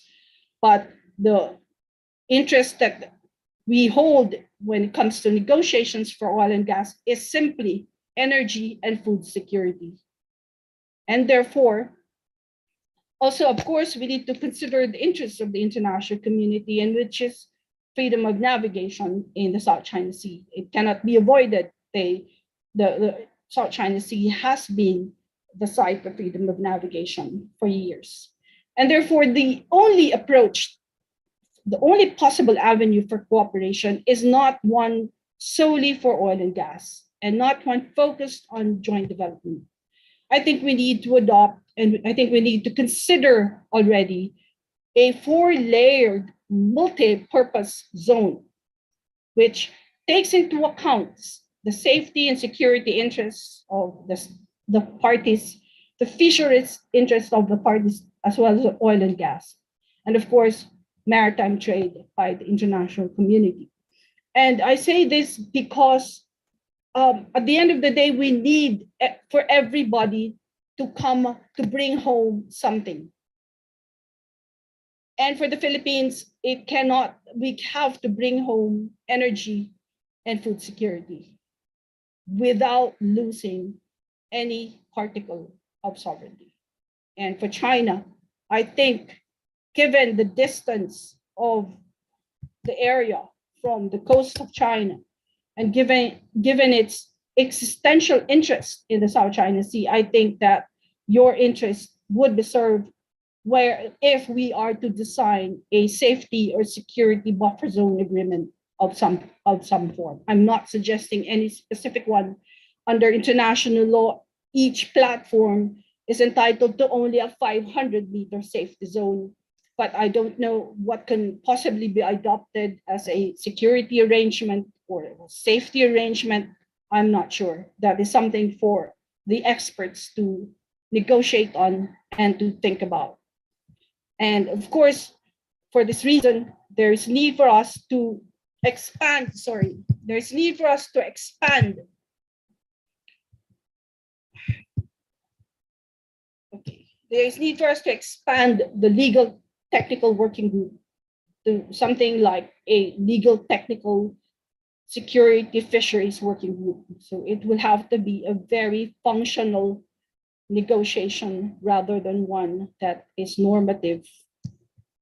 And finally, if we look at the best practices around the world, we can just imagine the range of cooperation that has been undertaken when it comes to oil and gas and the methods that have been adopted. And let me just mention, for instance, the maritime boundary agreement between Netherlands and Venezuela, where there is a provision that triggers a resource clause, that if they find a resource that straddles the boundary, then automatically there will be a negotiation, a consultation and negotiation for how to deal with a shared resource. The other form is a more detailed resource clause, such as between Equatorial Guinea and Nigeria, because that particular clause, compared to the one between Netherlands and Venezuela, that particular clause already details who has authority to negotiate, what will be the form of negotiation, will it be unitization, will the definition of the area be field specific, meaning should there be first a detection of a field that straddles the boundary, or could it just be a joint development area where there is no field that is established yet?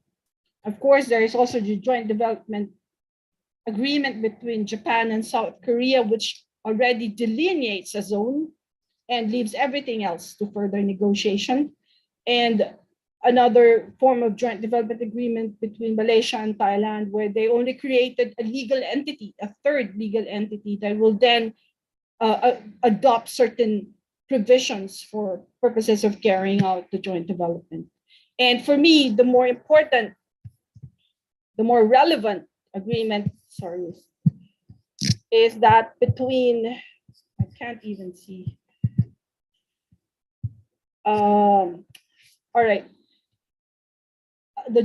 For me, the more relevant and the easiest to adopt is a form of agreement between the national oil corporations of two countries, or even just the petroleum agencies of two countries. And here I refer you to China and Vietnam, both of which have a joint exploration agreement dating back to 2013. And that agreement was amended in 2015.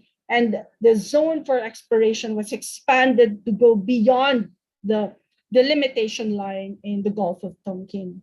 And there's also, of course, a joint JD and unitization agreement that can be found in the contracts, existing petroleum service contracts of the two countries, such as the one of Vietnam, where there is a provision that says that if a field is suspected to straddle a boundary, then there is an automatic, then the process is triggered where there is a negotiation taking place between national oil corporations. Thank you very much. Sorry for the technical difficulties. Thank you very much, Dr. Melissa. I think for that very straightforward, really thought-provoking presentation. I think for me, my takeaway, and also there are so many things that I've learned from your presentation, but I think one thing that is important is the clarification about the MOU, that, it was canceled, but, you've explained it very well.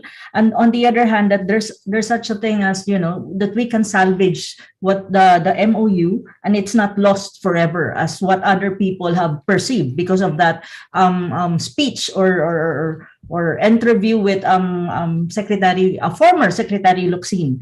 And also, I think it's very good as well that you've addressed the limitations of the constitution of the country, of the Philippines, vis-a-vis any kind of joint oil and exploration or joint gas and oil exploration in the in anything that is considered to be part of the Philippine territory, or we have a so-called sovereign rights. But you've explained it that there are, we need to be creative about all these things, that we need to think out of the box for us to be able to push forward what is good for both country. And one thing that I also like in your presentation, I think, is to look at the whole problem or the whole situation from a macro perspective and consider everything. And one thing that I agree with you is, yes, the geopolitics is also one of the most important consideration in the discussion of all these things. If we really want to address the issue holistically speaking. So may I thank you very much, and it was really candid presentation, and I like it. I actually like it. On the other hand, let me turn the floor to Captain Andy for the introduction of our fifth speaker, second to the last. Thank you very much. Thank you, Anna. The fifth speaker from the Chinese side is Mr. Tingting Luo, Associate Research Fellow of National Marine Data and Information Service. Ms. Tingting Luo, please, the floor is yours. Okay, thank you. Thank you, Captain Andy, and good afternoon, ladies and gentlemen. I'm Tingting Luo from National Marine Data and Information Service. It's my great honor to discuss the issues here with all the experts. Today, my presentation will focus on the significance, obstacles, and wise choices about the oil gas joint development arrangement, JDA, between China and the Philippines. Now I'll begin my presentation.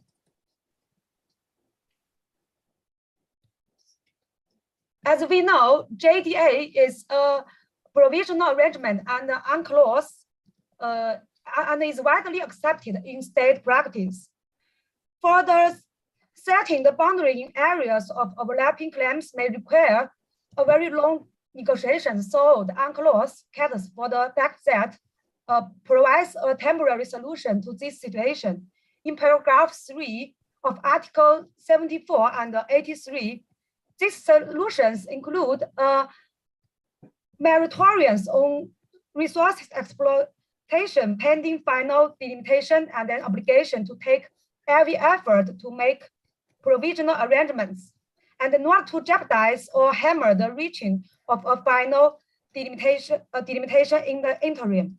But as we know, the UNCLOS does not mandate the type of provisional arrangements states can enter into, so it leaves it to the discretion of the states concerned. But there is no doubt that JDAs are one of the provisional arrangements. Indeed, it appears to be the most commonly used arrangements for overlapping claim areas. As the judicial decisions, the international courts and the tribunals have also endorsed joint development agreements as an alternative to maritime delimitation.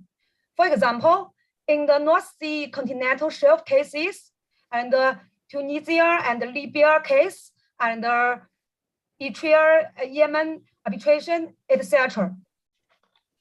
In the North Sea continental shelf case, the ICJ holds that joint exploration agreements were particularly appropriate when it is a question of preserving the unity of deposit in areas of overlapping claims. For state practice, as we know, there are many precedents setting for the JDAs. For example, the Japanese South Korea arrangement was the first offshore oil development in East Asia. The Timor Gap arrangement, by far, is the most detailed one, and it still remains a good model for joint development in the world. the Malaysia, Thailand, and Malaysia, Vietnam joint developments are successful models in the South China Sea. So in conclusion, cooperation to management and exploit shared marine resources may be a better solution for setting overlapping maritime claims than waiting for an agreement to reach after a long negotiation progress. Now, I will come to the significance of Sino-Philippines JDA and some consensus achieved by both sides. As we know, the South China Sea has sometimes been labeled as the new Persian Gulf. The increasing demand for energy that China and the Philippines are facing can be viewed as the most important economic incentive to jointly exploit oil and gas resources. Both countries need a good environment for social and economic development. The obligation of good faith in the context of South China Sea means we are willing to negotiate maritime boundaries or joint development zone with an open mind. As we know, JDA can create a good atmosphere for resolving Sino-Philippine maritime dispute peacefully, also enhance and expand bilateral cooperation.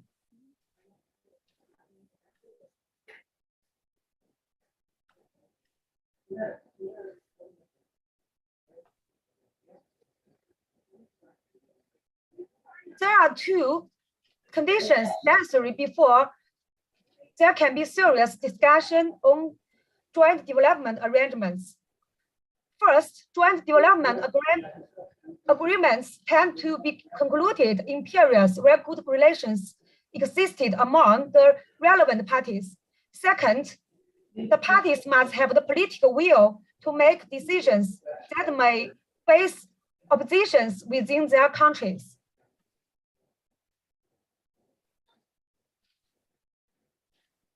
Now, we'll see some obstacles between the two countries. There are so many factors that involving with the JDAs. As we know, the political will, the domestic public opinion, and the recognition of overlapping claims and the external interference.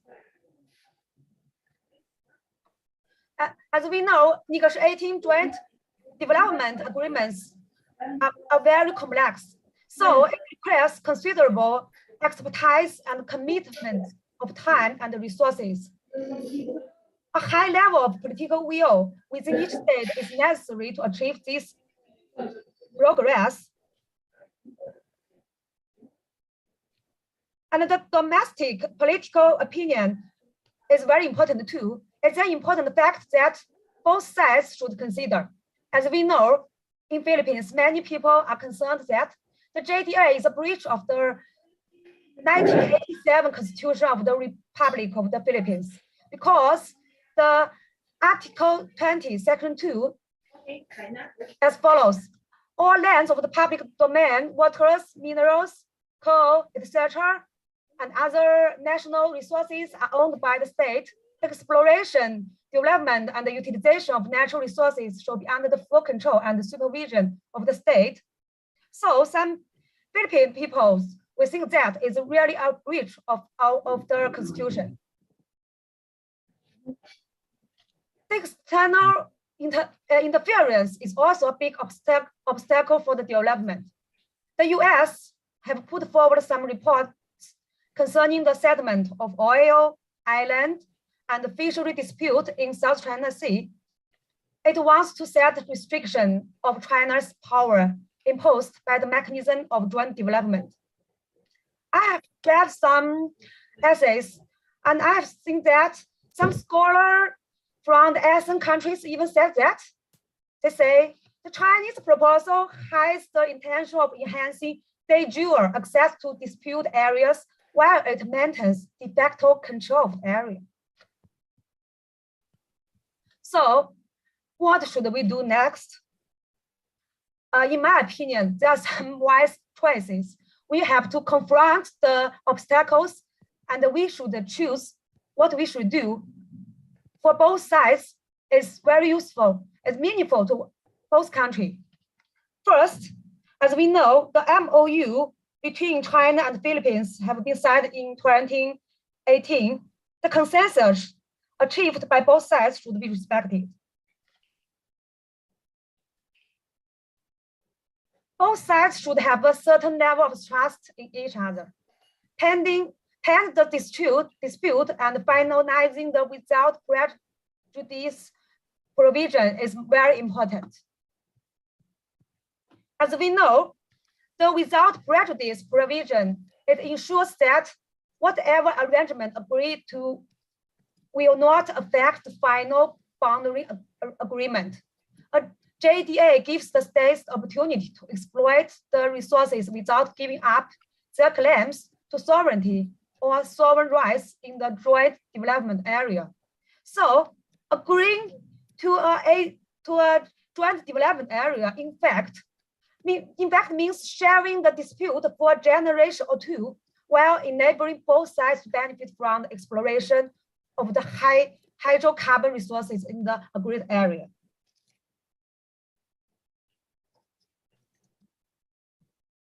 In fact, China has been devoted to promote good faith in the South China Sea in recent years. China has reaffirmed with the Philippines that it will address territorial and jurisdiction disputes by peaceful means, increasing mutual trust and confidence, and to exercise self-restraint. China high-level diplomats have also demonstrated goodwill to the ASEAN claimants in recent years. For example, Cui Tiankai, former Chinese ambassador to the US, said that China is not trying to take back the islands and reefs that are illegally occupied by others. That's the remarks at the Center of Strategies and International Studies in 2016. Chinese government has also educated the public on the benefits and the importance of joint development and emphasized the fact that it does not involve a surrender of sovereignty. So I think it's very necessary for both governments to report the concerning issues to citizens and gain their support. Chinese mainstream media have paid close attention to the conception of pursuing joint development while shelving disputes since 2017. Chinese government has made great efforts to manage domestic politics and tone down the nationalistic rhetoric associated with the South China Sea dispute. So, successful negotiations for COC may help to create a conducive atmosphere for the joint development in the South China Sea. We have to build our strong trust between each other. In order to lower the difficulty of the negotiation, I think we should set a transitional period to reduce the obstacles and try to deal with substantive and technical issues first. I have seen that someone have left the questions online. Is there a time limit for the MOU? The answer is there is no. There's no time limit. So it leaves more time for us to deal with the obstacles. So we can have enough time to reduce the obstacles. The last one is that written agreements provide a legal basis for the scope of joint activities under consideration, are certainly preferable to the ambiguous arrangement. So the precise terms of an arrangement may provide limitations on joint activities and protect a state against less forcible consequences and the factual changes that might occur. So I think that an important strategy to protect states against unforeseen or long-term consequence would be to include provisions on the duration and unilateral termination of an arrangement. There is something I want to say that China has, there are plenty of work that China and the Philippines can do. For example, China needs to provide more public goods such as navigation safety, environment protection, maritime salvage, and weather forecast. That's my presentation. Thank you. Thank you, Dr. Tian, for giving awareness to the importance of international practice and jurisdictions and regarding the joint development areas. You also, I think, I can also recall the previous speakers, Dr. Melissa, both, I think at least 3 speakers have mentioned the constitutional strengths on this issue. I'm not a constitutional expert, but I would like to ask a question for maybe further deliberation after the meeting. As Dr. Melissa also mentioned, there are seldom GDA joint development practice regarding the overlapping territorial areas. And also, I also saw the response, her response to one question. If there is no overlapping areas, there will be very difficult for joint development. My question is, if whatever kind of agreement is reached by both governments, I think it is a kind of exercise of sovereignty, not giving up sovereignty. Take the status of forces agreement, for example. Normally speaking, foreign armed forces is not allowed to station in one sovereignty state, but by signing the status of forces agreement, one country, by exercising the sovereignty, can take the foreign armed forces in their territory. So this is one of my questions for further discussion. So without further delay, I'd like to turn over the floor back to Anna. Anna, please. Yes, thank you, Captain Andy. Yes, I think we can ask questions later. So to introduce our last but not the least speaker,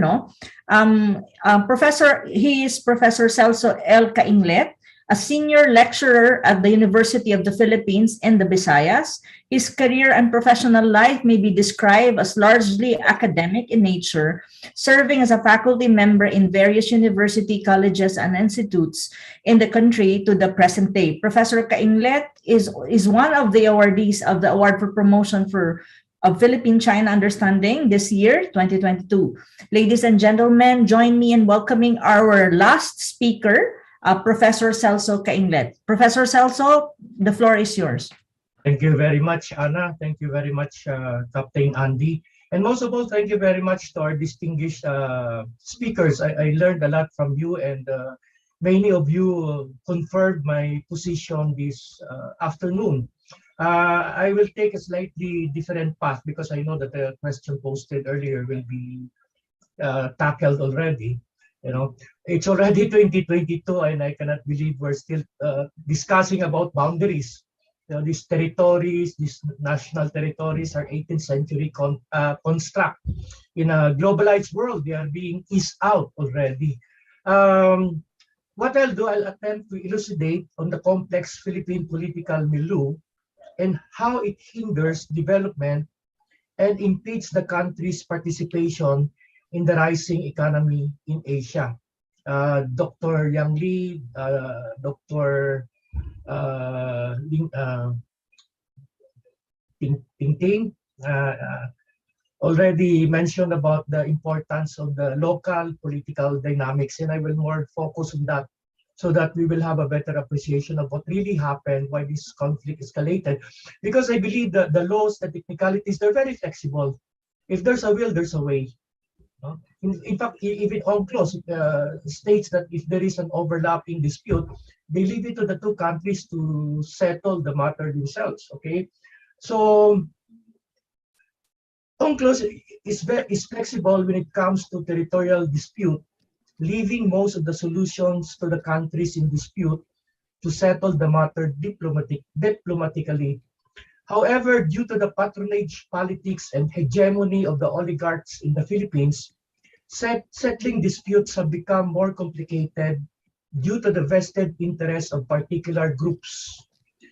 Personally, I don't see any major problems in the technicalities of the joint gas and oil development cooperation between China and the Philippines. More so, I don't see any problem on the side of China. The problem I see is on the side of the Philippines. The problem is more on the social political factors that beleaguer Philippine society. This will be illustrated by briefly narrating the recent historical events, particularly during the presidency of Benigno S. Aquino, that led to the escalation of the conflict between the Philippines and China. The previous administrations prior to Aquino did not have any major discord with China. There were slight irritants during the presidency of Fidel V. Ramos due to his alliance with the United States. Ramos would once in a while toe the line of US interference in the Indo-Pacific region. The height of Philippine-China stable diplomatic relation happened during the presidency of Gloria Macapagal Arroyo, and only to plummet during the presidency of Aquino. I would like to acknowledge Bobby Tiglao, a local journalist and former press secretary of the Office of the President, who did most of the extensive research on the historical events that led to the escalation of Philippine-China territorial dispute. So what really happened? There are three groups interested in the hydrocarbon deposits at Reed Bank. The First Pacific Company, owned by the Indonesian Anthony Salim, who also owns a vast majority share in Felix Mining, a subsidiary of PXP Energy, formerly Felix Petroleum Corporation, which owns Forum Energy. Salim's man in the Philippines is Manuel Pangilinan, who owns several multi-layered companies in the Philippines. Salim's partner in the Reed Bank project is the casino magnate Enrique Razon. Third, Roberto Ongpin, who was 20% of Forum Energy. It was Ongpin who led the investors group in 2008 to sell the last tranche of Felix Mining to First Pacific. On February 10, 2009, the Energy Department issues to Forum Energy, the firm of Salim conglomerate known as the First Pacific Group, service contract number 72 to extract gas and oil in the Reed Bank. In a note verbal, China protested the issuance of service contract 72. A similar protest was issued on May 13 when Benigno Aquino III became president in 2010. He appointed Salim conglomerate executive Albert Del Rosario as Foreign Affairs Secretary. On February 30, 2011, Forum Energy dispatched seismic survey vessel MV Veritas Voyager to the Reed Bank in the Spratlys. On March 2, 2011, China's civilian CMS vessel, China Marine Surveillance Vessel, blocked Forum's vessel, saying it did not have the authority to explore for gas and oil in the area. On July 25, 2011, Aquino, in his second State of the Nation address, ranted against China for blocking the Forum Energy vessel. He claimed what is ours, and announced his plan to file a case in the International Tribunal for the Laws of the Sea. On the side, when Rosalind Higgins, the first woman president of the International Court of Justice, already declared that nobody owns those hydrocarbon deposits because they're transcontinental transboundary movement under the continental shelf. No? It's only when you capture it that the law of capture applies. The Philippines does not even have the law of capture. The model for this are the Nordic countries. No? According to Bobby Tiglao, what triggered the tension between the two countries was China's driving away from the Reed Bank on March 2, 2011 of an oligarchic trio vessel, MV Veritas Voyager. Aquino was implacably livid about the incident, as if he has a personal stake at it. The Aquino regime concealed the involvement of that private consortium in the Reed Bank incident. It lied to Filipinos saying it was Scarborough-Shoal standoff from April to June 2012 and the resultant loss of the shoal that triggered its filing of arbitration case against China. The original plan was to file a complaint at the International Tribunal for the Laws of the Sea, but was cancelled upon the advice of the international law firm Foley Home, for it involves sovereignty claim and will be surely tossed out by ITLOS, for it cannot be resolved by UNCLOS or court. The law firm instead advised that it be packaged as an arbitration case on maritime entitlements and not on sovereign disputes.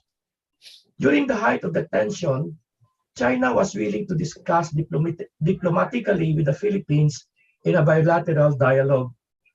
But the Philippines, upon the advice of Foreign Affairs Secretary Albert Rosario, who follows his American masters and his boss Anthony Salim, insisted on a multilateral talk involving the United States of America. China refused a multilateral discussion. Why did America wanted to join in a fray? As Asians, when there is conflict with our neighbor, as much as possible, we avoid going to court. We settle it among ourselves, or we call uncle to mediate on the settlement. The Aquino administration brought the matter to the Permanent Court of Arbitration at The Hague. China did not participate in the arbitration, so technically there was no arbitration that took place. The arbitration panel ruled in favor of the Philippines, expectedly since the PCA is a private company and it was paid with a huge amount of money by the Philippines amounting to 1 billion pesos for the arbitration proceedings, and expectedly will rule in favor of its client. In the first place, I don't think the panel has the capacity to rule or the authority to rule. If you read the decision closely, it does not tell China to do anything. And technically, the PCA cannot make such a ruling. But the Aquino administration, through its mouthpiece, Associate Justice Antonio Carpio, made it appear that the PCA was a United Nations body, and the ruling was a victory for the Philippines. They lied again. The Department of Secretary Affairs hired a Washington-based NGO, the Center for Strategic International Studies, alleged to be a CIA front, to help strategize the countries dealing with China. It was the CSIS who crafted the media operations to demonize China, to make China appear as a bully who grabbed Philippine territory. They launched a well-oiled media machinery, tapping mainstream media outlets and new media outfits such as Rappler, Verifiles, and so on. The National Endowment for Democracy is one of the funders for the operation. They harp on the Filipino Cinderella complex, that is, the feeling of Filipinos as underdogs being bullied by the rich and powerful. Filipinos have already a primordial xenophobia inculcated by the Spanish colonizers. The Spaniards then were threatened by the progress of Chinese traders that they drilled into the minds of Filipinos that the Chinese cannot be trusted. Aquino took the cudgel for the triad's business interests, putting the nation in jeopardy not only in the possibility of war with China, but endangering its economy since China is a major trading partner. Aquino's minions, DFA Secretary Albert de Rosario, who apparently had the interests of his boss Anthony Salim in mind, and then Defense Secretary Voltaire Gasmin, frequently made a trip to Washington begging for American assistance in the South China Sea conflict. The Americans would make great promises, citing the Mutual Defense Treaty of 1951, but at the end of the day would advise them to settle the matters with China diplomatically. Aquino also went to see Barack Obama, requesting the United States Navy to escort Philippine ships going to the shoal, but Obama said no.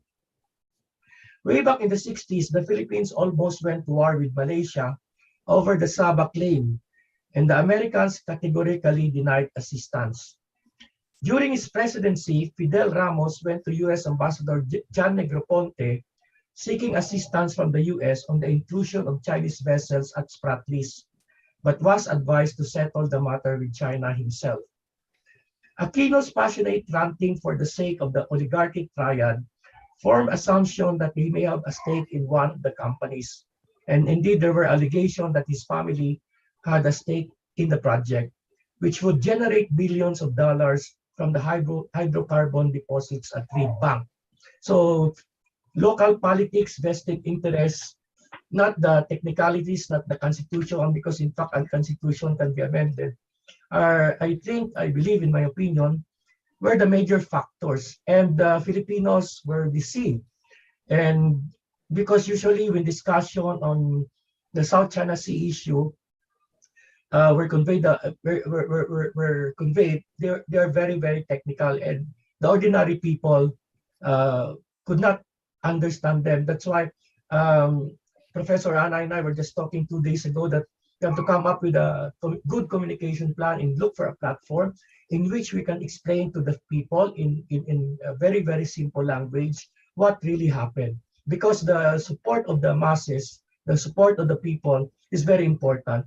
Take note, our leaders are politicians, and politicians respect numbers. So if there's a pressure from the people, if there's a growing consciousness of within the Filipino people, what really happened, and they were deceived by mainstream media. Hopefully, all those technicalities will be set aside, because even our present president, Ferdinand Marcos Jr., when his father, Ferdinand Marcos Sr., went to China in 1975, he talked to Deng Xiaoping. I think at that time, Deng Xiaoping was just vice premier, and he brought up this issue on the dispute, on the territorial dispute. And Deng Xiaoping told him, let us set that aside. Let's do business. Let's leave that to the future generation. Maybe the future generation will have more wisdom to deal with the issue. And personally, I believe maybe in the future, these boundaries, these territories in a globalized world will be eased out. Thank you very much.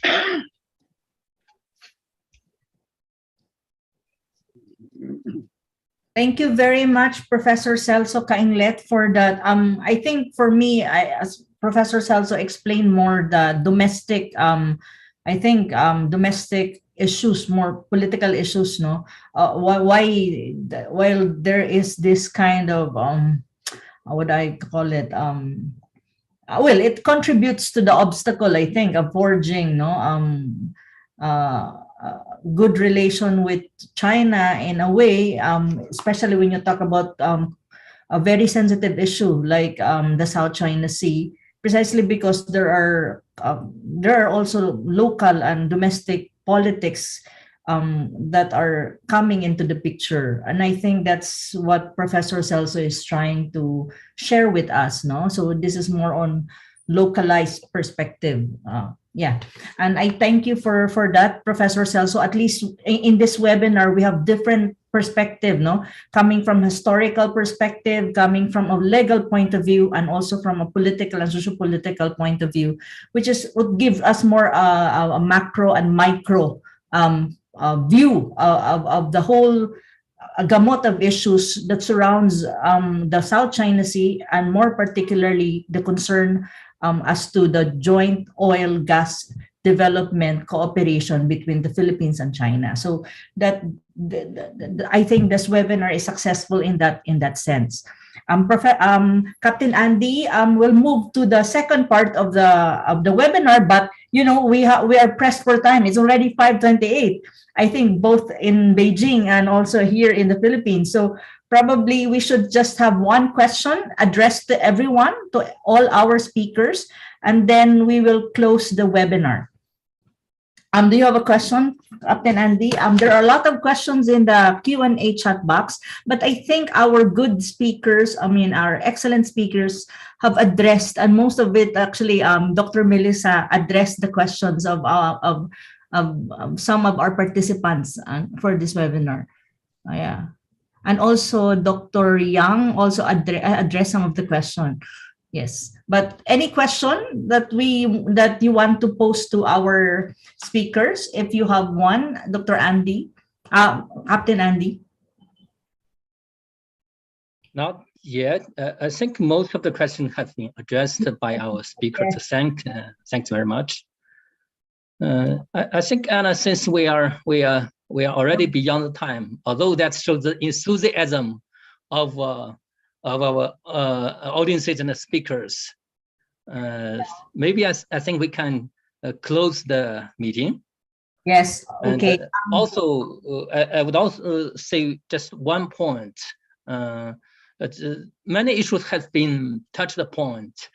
This is a serious meetings. So for the next round, I will talk about it with Anna. We are going to cover other issues that have been mentioned by our speakers. Thank you very much.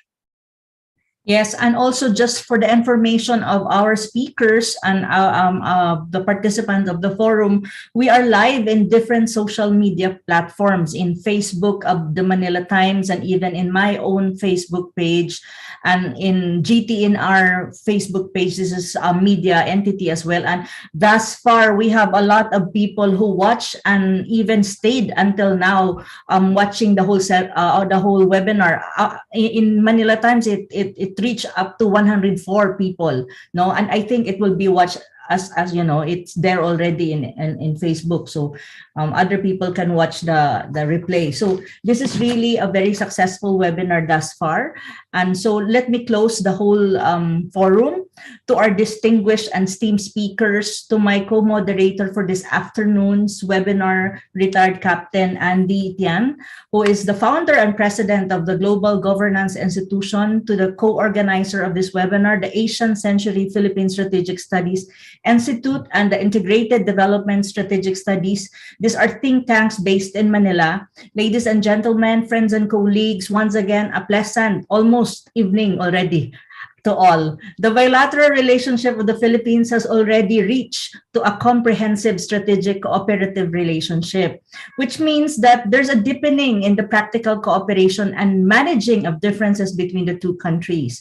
Concerning the differences between the two countries in the disputed South China Sea, I think what is important is the way to handle these differences. There's a need to continue to handle it properly by the governments of both countries, the Philippines and China. Both sides need to look at these differences with a proper perspective and must not allow these differences to overshadow the many good things and benefits that the deepening friendship, mutual understanding, and cooperation between the Philippines and China are generating and producing for the good of both countries and their peoples. The Philippines and China are close neighbors and are destined to be Asian brothers because of the geography, no? We cannot avoid that. It's really there. Thus, the two countries are brothers that need to get along together peacefully and cooperatively.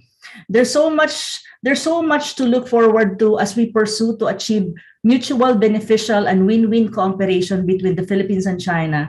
And I think the pursuance of joint oil and gas development cooperation, or whatever possible cooperation that we can come up with in a creative manner, in terms of utilization of the marine resources in the disputed South China Sea, is there to unfold. I hope that both our governments will persevere in making all this happen for the benefit of the Filipino and the Chinese people.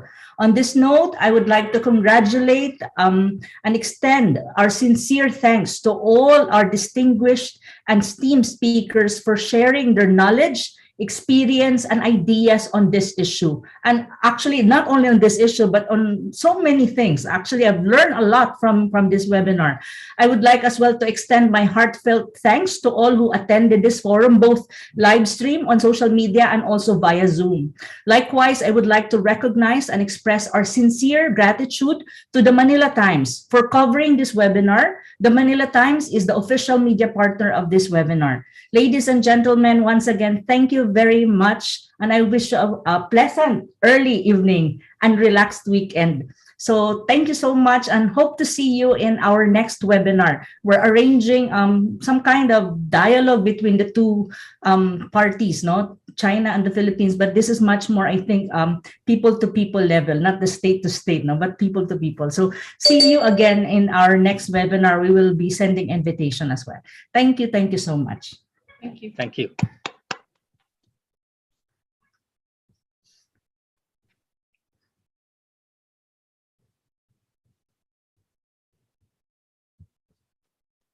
Thank you, everyone.